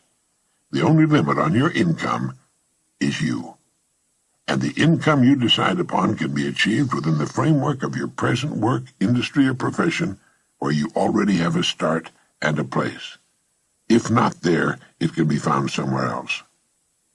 All you need is the plan, the roadmap, and the courage to press on to your destination, knowing in advance that there will be problems and setbacks, but knowing also that nothing on earth can stand in the way of a plan backed by persistence and determination. With the income written down that you intend to earn, spend a part of each day thinking of ways in which you can increase your service, knowing that you have only to manage this, and the income will take care of itself. Since the money you want to earn is more than you're now receiving, your part of the bargain is to find ways of increasing your service until the gap has been bridged, and more than bridged. Look at your card with the 3 amounts written on it. By setting a financial goal, you're demonstrating faith. You'll find that you'll begin to become what others call lucky. You'll begin to get good hunches and ideas. You'll take far more interest in everything about your work and your company. You'll see opportunities in your work and environment you've never noticed before. In fact, you'll soon discover you're no longer the same person. You'll care less about how others are doing their jobs and concern yourself more with the manner in which you do yours.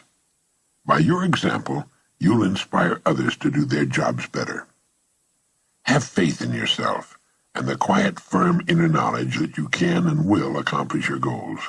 Know that the answers you seek will come to you in their own time if you only keep looking for them. Above all, realize that money cannot be sought directly.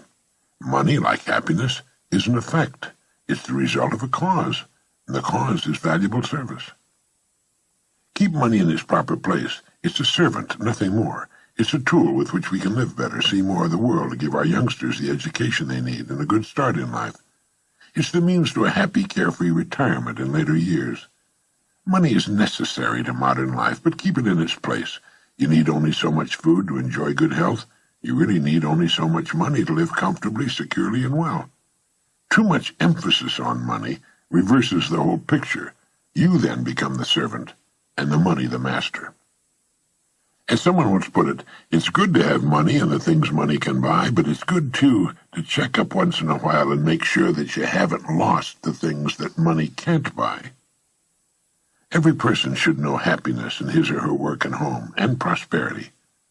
These things can and should be yours. Play this message as often as you can during the next week. Fix your plans firmly in your mind and relax. Keep cool and calm. Be as serene as you possibly can be. You have nothing to worry about. Right now you may have no idea at all how the additional income you seek is going to come to you, nor how you're going to save the amount you want in a savings account, or how you can possibly arrange for the retirement income you've decided upon. That isn't important. Remember that the only really important thing is that you know what you want. If you do, you will become, you must become, what you think about. Be realistic about your financial goals, for as you reach them, you can then set higher goals. Trying to jump too far too soon can often result in confusion, tension, worry.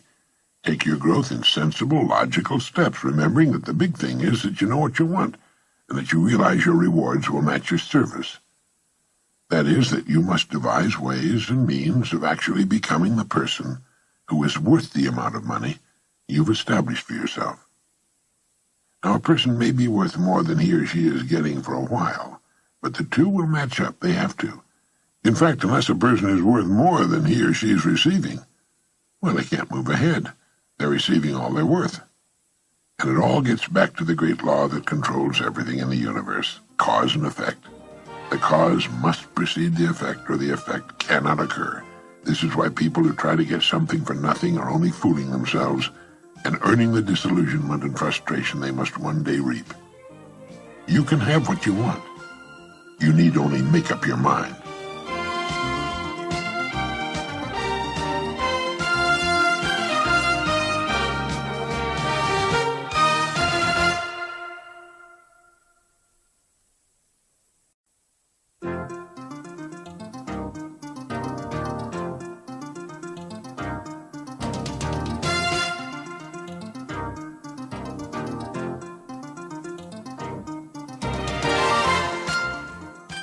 I'm sure you'll agree we acquire the skills of living successfully through knowledge. Knowledge, properly applied, is power, and knowledge is available to everybody. The degree of a person's ignorance will determine his or her place in the world. Everyone is born ignorant and must for a time live in ignorance. But remember this, anyone who remains ignorant has only himself or herself to blame. An illiterate person in our society is in the lowest level of our social heap, and from that starting point, think once again of society as that pyramid with a broad base gradually rising to a high point. We know that the great majority of people are to be found in the bottom large layers of this pyramid. The higher you go, the smaller the layers. At the very peak of the pyramid, you'll find the world's most brilliant people. We may not have the native equipment to reach the topmost pinnacle, perhaps, although we certainly might, but we do control where we will live between the very top and the very bottom. We can most assuredly get into the top 5%, let's say the top 5 layers of the pyramid, and from here we can live well and successfully all the days of our lives. It isn't that we want to be over anyone, it's just having the ambition and good sense to not settle for anything less, to want to live the best we can. Remember, the higher you climb on a pyramid, the farther you can see, the fresher the air, and the less crowded it becomes. Another rewarding thing about climbing is that as we climb, we help most of those associated with us to climb too. One of the most important ladders leading to the top is knowledge. The more we know, the higher we can move. But where does a person begin? No one person can know everything. In fact, our store of knowledge is growing far too fast for anyone to keep up with it. It's like walking into the Library of Congress with its millions of volumes and trying to decide which single book to read first, knowing that even if you lived 1,000 years, you couldn't read them all. Well, fortunately, the answer to this perplexing problem is known. A person should begin with the study of his language, and then to his general area of interest. 2 steps in that order that can move us right up there on the top of the pyramid. First, the language, in our case, English.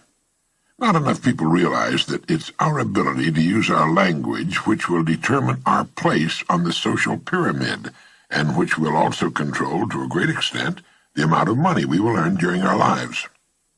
A person may dress in the latest fashion and present a very attractive appearance, so far so good, but the minute he or she opens his or her mouth and begins to speak, he or she proclaims to the world his or her level on our pyramid.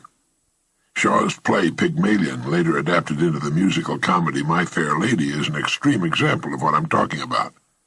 Our use of the language is the one thing we cannot hide. Many years ago, the graduating class of a large university was given an examination in English vocabulary. The test scores were graded into groups of 5% each, the top 5% and so on to the bottom. At regular intervals during the next 20 years, questionnaires were sent to the surviving graduates, asking them their occupations, incomes, and so on. Without a single exception, those who scored highest on the vocabulary test were in the top income group, while those who scored lowest were in the lowest income group. Reader's Digest published an article by Blake Clark entitled "Words Can Work Wonders for You." In it, he wrote, "Tests of more than 350,000 persons from all walks of life show that more often than any other measurable characteristic, knowledge of the exact meanings of a large number of words accompanies outstanding success." End of quote. He also mentioned the work done in this field by scientist Johnson O'Connor and gave O'Connor's best illustration of the importance of vocabulary. Tests were given to executive and supervisory personnel in 39 large manufacturing plants. The results showed that every one of the men tested rated high in the basic aptitudes that go with leadership. Differences in their vocabulary ratings, however, were definite and dramatic. Presidents and vice presidents averaged 236 out of a possible 272 points. Managers averaged 168, superintendents 140, foremen 114, floor bosses 86. In virtually every case, vocabulary correlated with executive level and income. Children with the best vocabularies get the best grades in school. A salesman in his 50s who was in the bottom 5% in vocabulary worked himself into the top 45%, and is now vice president of his firm. An encouraging fact to keep in mind, Clark went on to say, is that when we master one word, we find that we've added several others. It's as if the new one is a nucleus of thought around which whirl numerous related ideas that we now come to understand. Deliberately learning 10 new words, we pick up probably 90 more, almost without realizing it. You see, understanding our language is the key to studying and learning everything else. Literally millions of people are being held back in life simply because they've never taken the time to learn their own language. Let's face it, from the earliest times, the favored class of people has always been the educated class. They can make themselves recognized instantly anywhere by the simple expedient of speaking a few words. Our language, more than anything else, determines the extent of our knowledge. You see, everything in all the vast storehouse of knowledge has a name, a label. These names, these words, make up the language. The more words we know and can properly use, the more knowledge we have. Of this you can be sure. A person's knowledge and his language go together. It's almost impossible for one to be larger than the other. Before we move to the second point, which is knowledge in your field of general interest, make it a point to acquire books that will help you improve your vocabulary. You'll find them valuable additions to your library and an enormous help in your career. In addition to vocabulary, effective English usage is important. This entails learning the parts of speech, what they mean, how they should be used to construct sentences. This, too, is a reflection of your present knowledge. Right now, mentally rate yourself on your use of the language. Would you say your rating would be excellent, good, fair, or poor? If you rated yourself excellent, you're in the top 1/10 of 1% of the population. If you said good, you're definitely in the top 5%. If you rated yourself fair, get a good book on English at your bookstore and study it. And if you rated yourself as poor, take a home study or night course in English. Many excellent courses are available. Impress on your youngsters the importance of knowing their language, the importance of speech. More people speak English now than any other language on the planet, with the possible exception of Chinese. English literature, from Chaucer to Eliot, from Shakespeare to Hemingway, is the richest and most extensive on earth. So when you're studying English, you're studying one of the world's greatest and most interesting subjects. If you think you don't have time to study, listen to what Louis Shores has to say about this. He said each of us must find his own 15-minute period each day for reading. It's better if it's regular. The only requirement is the will to read. With it, you can find 15 minutes no matter how busy the day. That means you'll read half a book a week, 2 books a month, 20 a year, and 1,000 in a reading lifetime. It's an easy way to become well-read, and it takes just 15 minutes a day. Now let's get to our second area of study, our general interest. Everyone has something in which he or she is interested more than in other subjects. This is true of the salesperson, doctor, architect, executive, or student. Reading in this area is for profit, and we should read for pleasure as well. Once we have a regular program going along to improve our knowledge of our language, we should begin a systematic study of the field which interests us most and which will help us reach our goal just that much sooner. I received a letter from one of my radio listeners, a woman, saying it was her ambition to write poetry. There was a telephone number on her letter, so I called her. I asked her how long she'd been studying poetry and what kind of a collection of published poetry she had. She told me she didn't have a single book on poetry and had never read it as a study. I mention this because it's so often the case. People will say they want to do a particular thing, but a bit of questioning quickly reveals that it's a whim, not a real and important goal. If we're interested in boating, we subscribe to boating magazines and usually have a collection of books on boating, Stories of the Sea, a collection of the works of Conrad, and we usually know, down to the bilge pumps and mooring lines, exactly the kind of boat we want. I know because I have such a collection. I also have a wonderful collection of books on English, including poetry, great fiction, the great books, several excellent dictionaries, and a number of books on writing and style and mistakes to avoid. Our company has published on tape cassette one of the finest programs on vocabulary building ever put together, and you can listen to it and repeat the words as you drive your car. Other motorists might think you're a bit batty, but you'll be learning in the best way possible by listening and repeating a fine vocabulary of the English language. Most languages can number their words under 200,000. The English language has more than 600,000 and is still growing every day. None of us can learn them all, although professors of English come very close. Incidentally, the number 2 person in the country in the use of his language is the corporation president, and that's no accident. Our ability to translate our thoughts and ideas into words in a powerful and effective way is inextricably linked to our growth in the world of business or any other organization. In addition to English, each of us should have a good working knowledge of world history, and especially the history of our own country and the history of the idea of human freedom. Millions of Americans don't know how truly fortunate they are to be able to openly criticize their government and its leaders, to be able to bring suit against public officials, to call an attorney of their choice in case of arrest and be judged by a jury of their peers. Did you know that as far as is known, there has never been a sentence of innocent in a Soviet court? If you go to trial in Russia, believe me, you're guilty, and you're going to prison or a work camp. In hundreds of countries, you could be subjected to torture without recourse. My wife and I were talking to a couple in South Africa some years ago, a white couple, and they said to us with feeling, "My God, when the plane lands in the United States, you can smell the freedom." Most Americans, believe it or not, don't know anything about the idea of personal liberty, nor how difficult it was to come by, nor how precious it is, nor do they have the foggiest notion of their true options and opportunities. I think a good personal library is essential. It should contain good books and a dozen or so excellent tape cassette programs.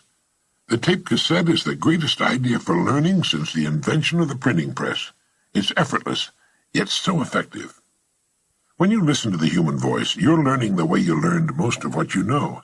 It's the most natural way to learn.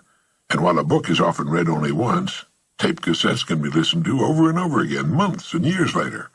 And perhaps most importantly, they can be listened to while doing other things, while dressing in the morning, while driving the car, while having a snack or at the dinner table, so that the entire family can soak up some information. Those without a good library, and they don't even build bookshelves in American homes anymore, unless they're specified by an architect, they're seriously handicapped. They miss so much of the fun, the joy of learning the things we want to learn. Books and cassettes are not an expense item. They're an investment, and as far as we know, the best investment on earth. They pay us dividends out of all proportion to their small cost, and not just in pleasure and knowledge, but in cash, in income. As someone has written, books extend our narrow present back into the limitless past. They show us the mistakes of the men and women before us, and share with us recipes for human success. There's nothing to be done which books, and let me add tape cassettes, will not help us do much better. To try to live without constantly expanding our knowledge is to close our eyes not just to the whole purpose of life, but to the facts of life as well. Never before has the world moved so rapidly as it's moving today.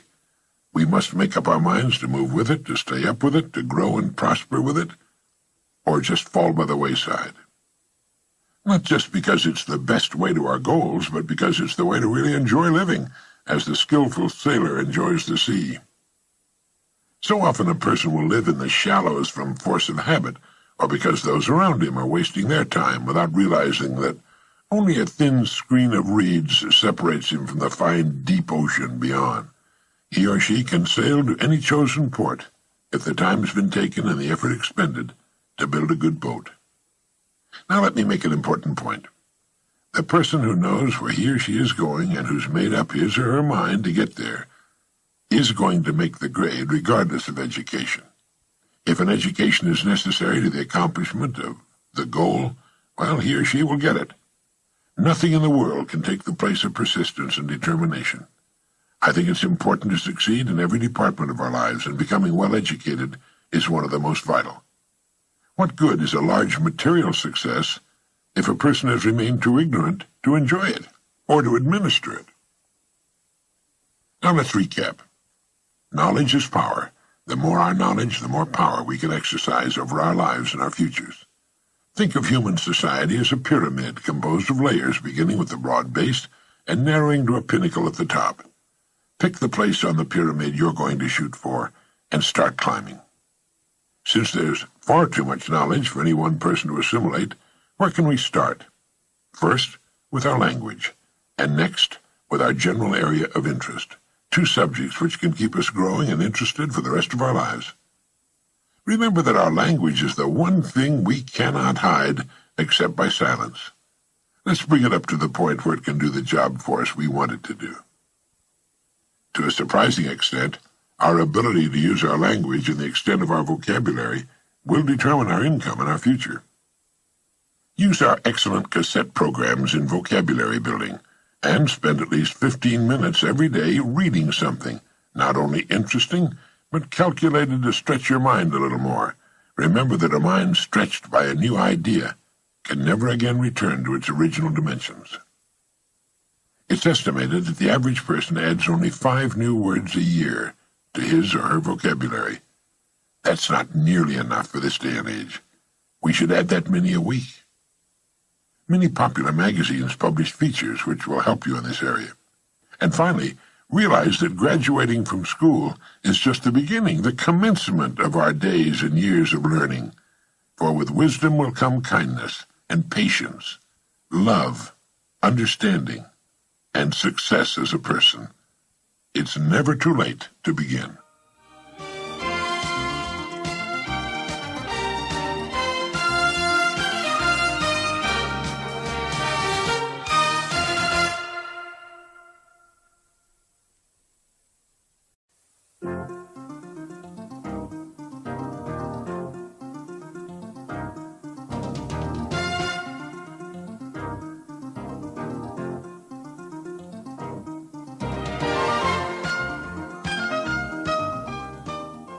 We've talked about the definition of success as the progressive realization of a worthy goal. The purpose of this message is to tell you of a wonderful way to keep realizing, to keep achieving your goals one after another in the years ahead. A goal sometimes seems so far off and our progress often appears to be so painfully slow that we have a tendency to lose heart. It sometimes seems we'll never make the grade, and we come close to falling back into old habits which, while they may be comfortable now, lead to nowhere. Well, there's a way to beat this. It's been used successfully by many of the world's most successful people, and it's been advocated by many of the greatest thinkers. It's to live successfully one day at a time. A lifetime is comprised of days strung together into weeks, months, and years. Let's reduce it to the lowest common denominator, a single day, and then still further to each task of that day. A successful life is nothing more than a lot of successful days put together. It's going to take so many days to reach your goal. If this goal is to be reached in a minimum of time, every day must count. Now think of a single day as a building block with which you're building the tower of your life. Just as a stonemason can put only one stone in place at a time, you can live only one day at a time. And it's the way in which these stones are placed which will determine the beauty, the strength of your tower. If each stone is successfully placed, the tower will be a success. If, on the other hand, they're put down in a hit-or-miss fashion, the whole tower is in danger. Now, this may seem to be a rather elementary way of looking at it, but I want to make it clear, and it's a good and logical way of looking at a human life. All right, then, let's take it one day at a time. From the time we wake up in the morning till we drop off to sleep that night, keeping our goal in mind as often as possible. Now, each day consists of a series of tasks of all kinds, and the success of a day depends upon the successful completion of most of these tasks. Now, if everything we do during the day is a success, that is, done in the best fashion of which we're capable, we can fall asleep that night in the comfortable knowledge that we've done our very best, that our day has been a success, that one more stone has been successfully put into place. Now, this is the way to really live.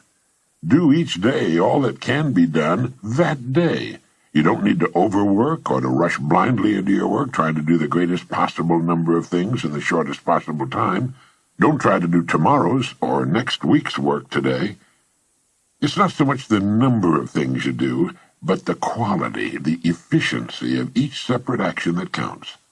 The quality of what you do. Gradually, you'll find yourself increasing the number of tasks and performing them all much more efficiently.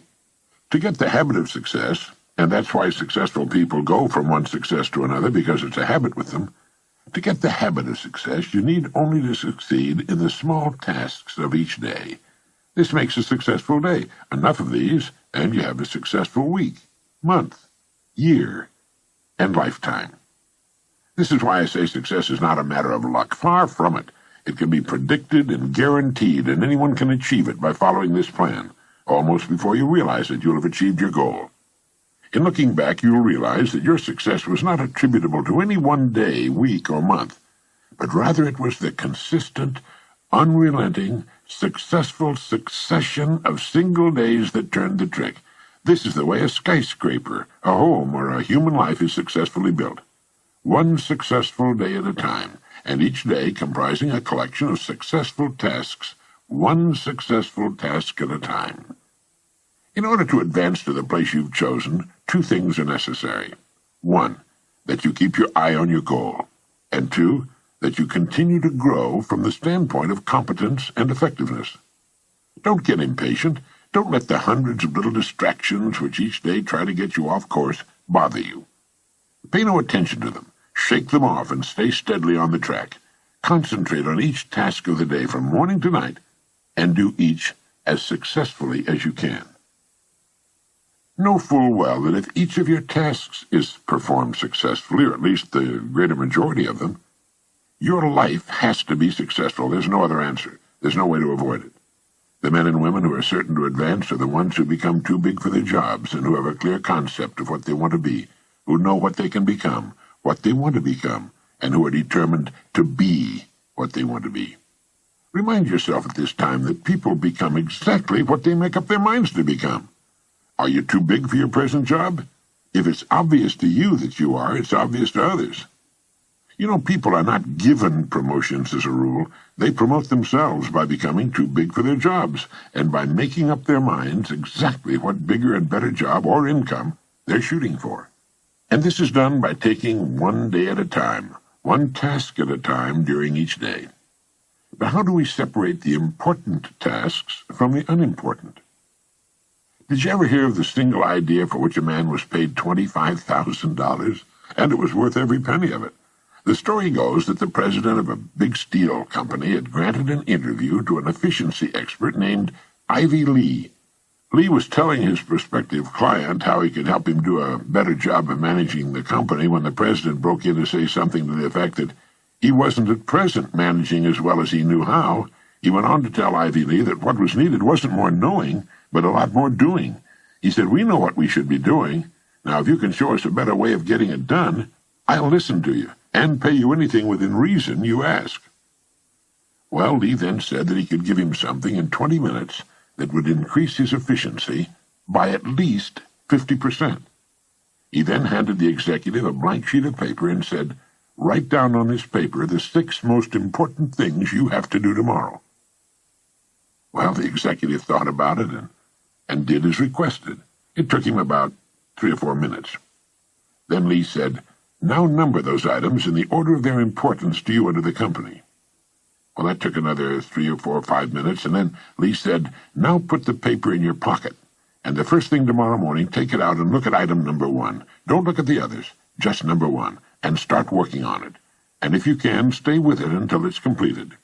Then take item number 2 the same way, then number 3, and so on till you have to quit for the day. Don't worry if you've only finished 1 or 2, the others can wait. If you can't finish them all by this method, you could not have finished them with any other method. And without some system, you'd probably take 10 times as long to finish them, and might not even have them in the order of their importance." Do this every working day, Lee went on. After you've convinced yourself of the value of this system, have your men try it. Try it as long as you like, and then send me your check for whatever you think the idea is worth. The entire interview hadn't taken more than a half hour.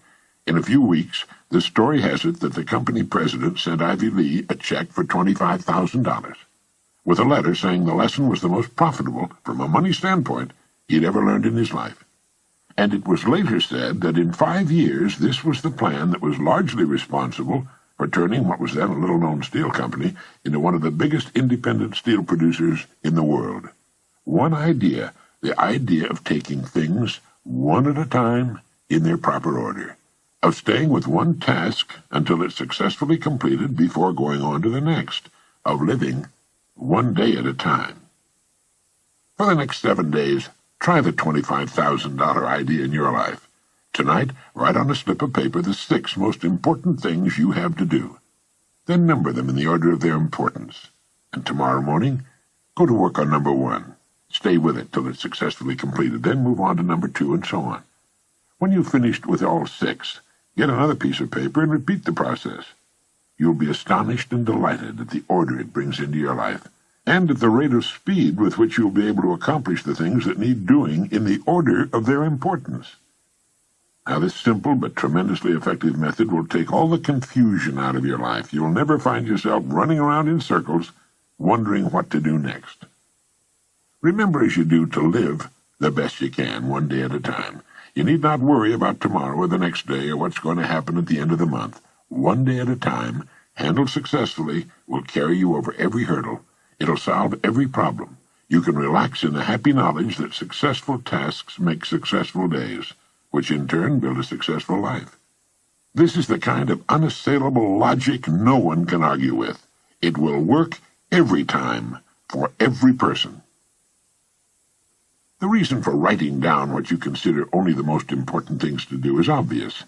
Handling each task during the day successfully is important to the degree of the importance of the tasks themselves. Doing a lot of unnecessary things successfully can be pretty much of a waste of time. Make certain that the tasks you take the time to do efficiently are important tasks, tasks which move you ahead steadily toward your goal. So often youngsters in school worry about a passing grade. They think of all they'll have to do before the end of the school year. Following this course of action, they can stop worrying completely and count on excellent grades. Freshmen in high school and college are frequently plagued by doubts as to whether or not they'll be able to successfully complete the 4 years ahead and graduate. 4 years seem like such a long time to them, almost forever, and this thought sometimes leads to a sort of giving up, a fear of failure. It was the great Harvard teacher and psychologist William James who said, in effect, "Let not students worry about the success of their efforts. If they will do each day as best they can the work which is before them, they will wake up one day to find themselves among the competent people of their generation." Student, junior executive, homemaker, senior executive, or professional, this plan works for everybody. It removes doubt, fear, and worry, and brings order into our lives. All any of us needs to do is face each day as it comes in good cheer, knowing that we have only to succeed today to guarantee our future. In this way, we'll move steadily ahead, growing more competent, more confident with the passing of every day. Others may seem to suddenly shoot up faster and possibly fall much farther, and operate in spurts and fits, but it's to the steady that the rewards are eventually paid. St. Edmund of Canterbury was right when he said, "Work as though you would live forever, but live as though you would die tomorrow." Now try writing down the 6 most important things you have to do tomorrow. Then number them in the order of their importance. Really do this. First thing tomorrow morning, tackle number 1. Stay with it till it's completed. If something should force its delay, move on to number 2. But take them in order, and finish them in order as best you can. Try not to get sidetracked by people or things in successfully accomplishing each task of your day. Beside my typewriter, I have glued to the wall a great saying by Ernest Hemingway. He said, "Write as well as you can, and finish what you start." There's nothing mysterious or capricious about achieving outstanding success. It's completely within our individual control and is absolutely predictable.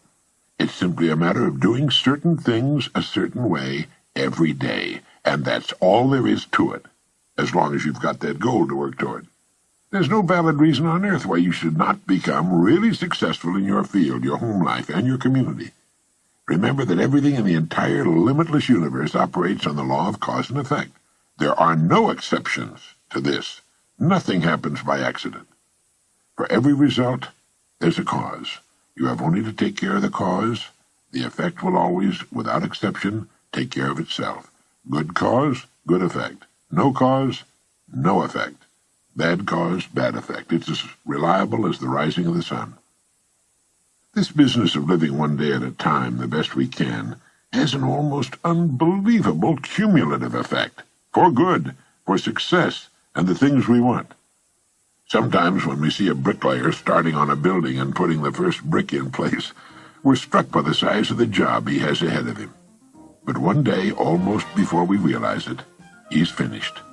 All the thousands of bricks are in place, each one vital to the finished structure, each one sharing its portion of the load. And so should be the days of a human life, and we'll be proud and happy with the finished product.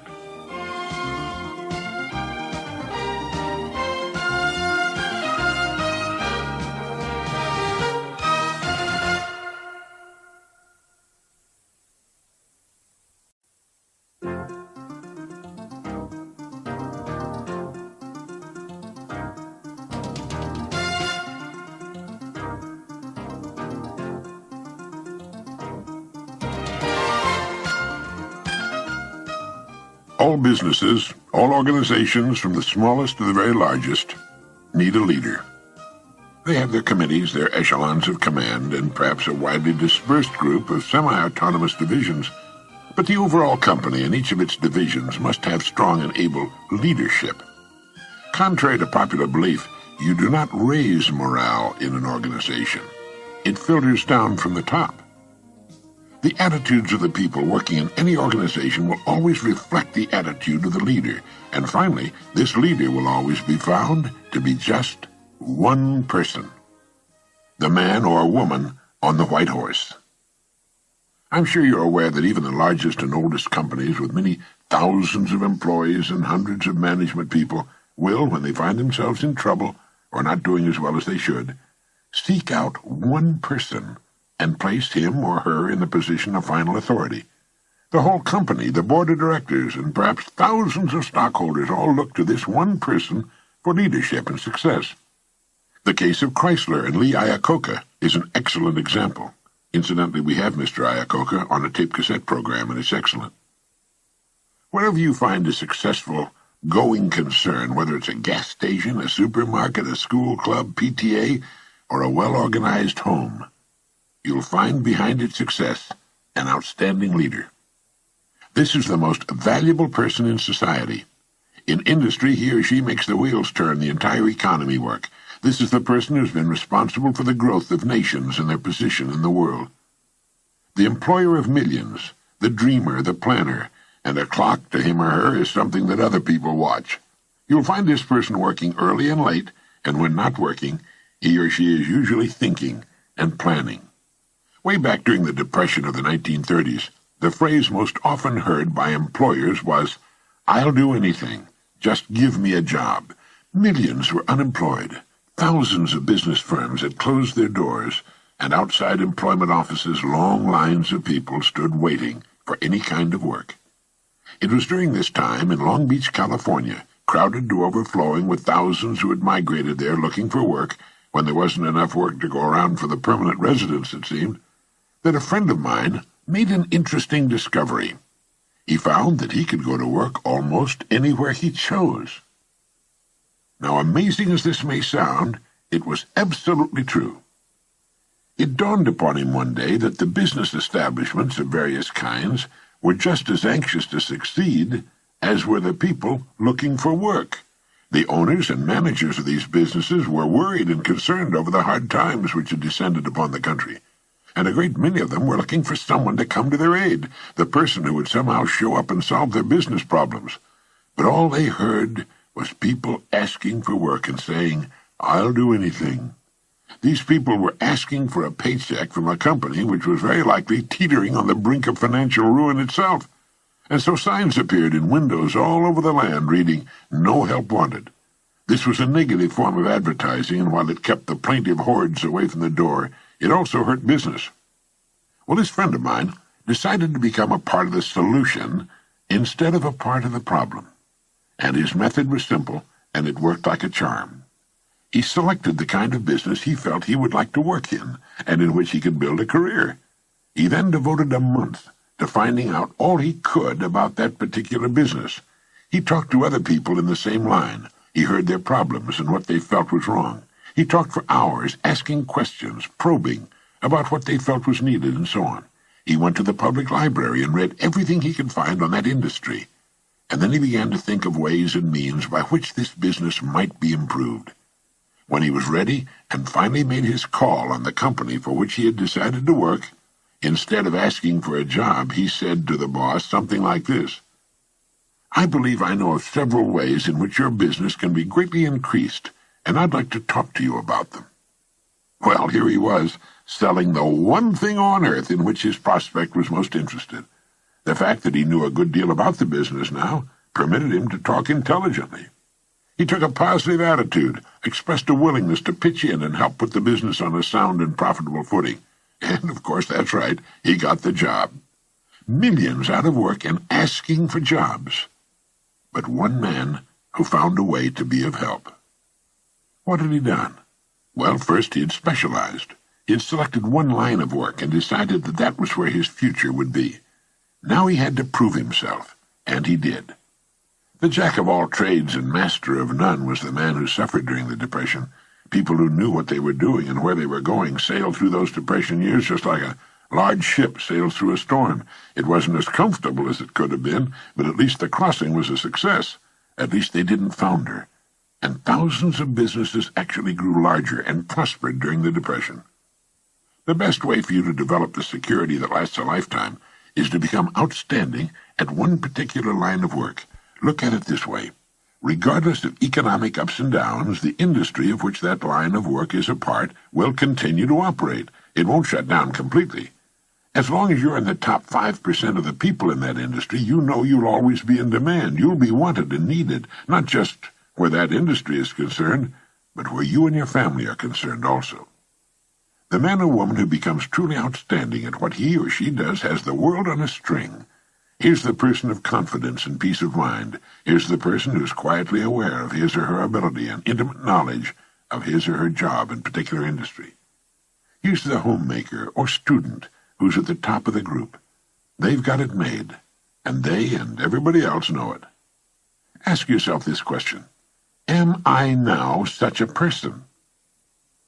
Down deep inside, you know the answer. If you answered yes, you're among the most fortunate people and in one of the smallest and most elite groups on earth. If your answer was no, it can be turned into a yes in a surprisingly short time. The first step is to make one really big and important decision. It's a decision the great majority of people never make and suffer as a result. Failing to make this decision keeps a person from ever really getting on course or clarifying his or her goals. If you make the decision I'm now going to recommend, you can take a deep breath, give a comfortable sigh of relief, fix your eyes firmly upon your target, and go to work relaxed, comfortable, and sure in the knowledge that the success you seek will be yours. The great steel magnate Andrew Carnegie, when asked the formula for success, answered, "Put all your eggs in one basket, and then watch that basket." Let's be frankly realistic. Who gets laid off work during an economic slump? Well, what gets thrown over the side when a ship is in danger of going down? Everything not absolutely essential to the operation of the vessel and the safety of its passengers. And it's the same with a business or any other organization. It has to be that way. With a corporation, its main purpose is to remain in business forever. As long as it remains in business, it can provide a needed product or service, protect the investment of those who have faith in it, and provide jobs for those who are essential to its continuity of operation. It's the duty of management to protect the firm and the people who depend upon it, just as it's the captain's duty to do everything in his power to keep his ship sailing. All a person needs to do is make certain that he or she is a vital part of the business or organization. Those who insist on remaining spare gear, those who do no more than they must in order to squeak by, those who say, "I'm not going to do any more than I'm paid to do," must expect to be jettisoned when things get too rough for safety. Nobody, particularly the captain, likes to see cargo thrown over the side, but if it'll help save the ship, there's nothing else to do. That's why people are laid off. It has nothing to do with management and labor relations or personalities, and in the long run it's best for everyone, since once smooth sailing has again been reached, additional employment can again be made available. So each of us must decide whether we want to be part of the cargo or a member of the crew. It's said that millions suffer today from a malady called panophobia. Panophobia means literally fear of everything. It's an uneasy feeling, a feeling of insecurity that generally manifests itself as a sort of lump of fear that settles right behind the belt buckle, especially on Sunday evenings and on Monday mornings. There's nothing you can put your finger on. It's just an apprehension, a feeling of foreboding. And this extremely unpleasant condition is said to result from the unspoken but realized fact that we're getting credit for more than we're actually doing, or that we're doing less than we could be doing. It's the perfectly natural and normal understanding deep within each of us that there's something basically wrong about getting praise that's not earned, or if you're an employee, being paid for something you're not doing as well as you possibly can. If we have panophobia, running doesn't do any good. We find it follows us on vacation and around the house and yard on weekends. It's inside us, and no matter how fast the jet we board or how exciting the television program we're watching, soon we're aware of it again. Now there's a simple cure for this malady. It's to throw ourselves not out of a window, but into activity, into our work. It's the decision to be worth more than we're being paid. Only in this way can we grow. It's overbalancing the scales in the service we give, knowing that our rewards must follow as a natural result. Anyone who will be honest with himself or herself realizes that he or she has been happiest and most satisfied after having successfully completed a difficult job. A leader is a person who can help and lead others. It's the conscientious mother who wants her children to grow up knowing the rules for success and happiness. It's the father who shows by example that any job worth doing is worth doing well. It's the student who studies to learn, not just to get a grade, who has a mind of his or her own and sets the pace for his or her fellow students. It's the farmer whose farm sets an example in his area, and the small businessman or woman whose business continues to grow and prosper with the passing years. It's the employee who has the good sense to realize that one gets most out of any job by giving loyalty and dedication to the firm that pays his or her wages. A leader is any person who realizes the importance of becoming a bigger and better person with the passing of every day, week, and month. A leader takes the responsibility of his or her own growth, a planner, a thinker, a doer. Each of us can become such a leader in our own area of activity. It's not difficult, and in the long run it's easier for us and on us than what at first may appear to be the easier of two courses. Simply fix your eye upon your goal, visualize it with every ounce of your being, enjoy the prospect of it, and courageously set out toward it. Maintain a cheerful, helpful attitude toward everyone. Why shouldn't you be cheerful, since you know you'll achieve everything you've set your heart upon? Become a kind of sponge for information which will help you on your way. You don't have to waste years making the mistakes others have made before. You'll be surprised at how quickly you'll reach your goal, but don't be impatient. Know and have faith that what should come to you will come to you in the right time. Everything in the world works on the side of the person who works with nature's laws. And above all, if you should forget everything else, remember that everything about you, everything you will ever have, know, experience in any way, operates as a result of law that is true and unchanging, the law of the stars and of the balance of the world. As Emerson wrote, "Let him learn a prudence of a higher strain. Let him learn that everything in nature, even dust and feathers, go by law and not by luck, and that what he sows, he reaps." Look about you. Take stock of your present situation, because it's nothing more nor less than the result of your past sowing. Are you happy with it? Is it what you want? Then you know what you must sow, today and tomorrow and the next day. And in the sowing, rest in the calm, serene, and cheerful certainty that having sown, you will then reap the rich results that come automatically, all the years of your life, the abundant harvest. Now this is Earl Nightingale reminding you that success as a human being in modern society does not come naturally. It requires the conscious utilization of ourselves in the service of others. We have our minds, our genetic possibilities, a certain amount of time, and our free will. We belong to the world minority that lives in a free society. We can become whatever we seriously make up our minds to become. That's possible because whatever we seriously decide to do is naturally linked to our genetic possibilities. A person with little or no aptitude for science will never decide to become a scientist. A naturally shy and retiring person will never apply for a job in sales, or if he does, he'll soon get out of it. Each of us has his or her own inner voice.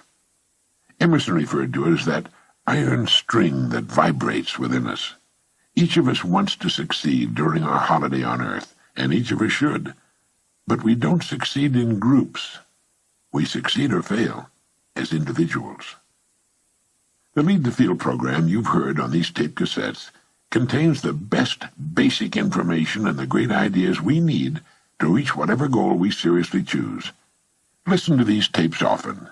You'll be astonished to discover how much you missed with your first and second listening. And there's a very good reason why this happens. As we listen to a message, an idea will catch our interest, and we concentrate on it for a few seconds or longer. Now, while we are thus engaged, we miss what's being said during the time we're concentrating on that idea. It's like lifting the tone arm on a record.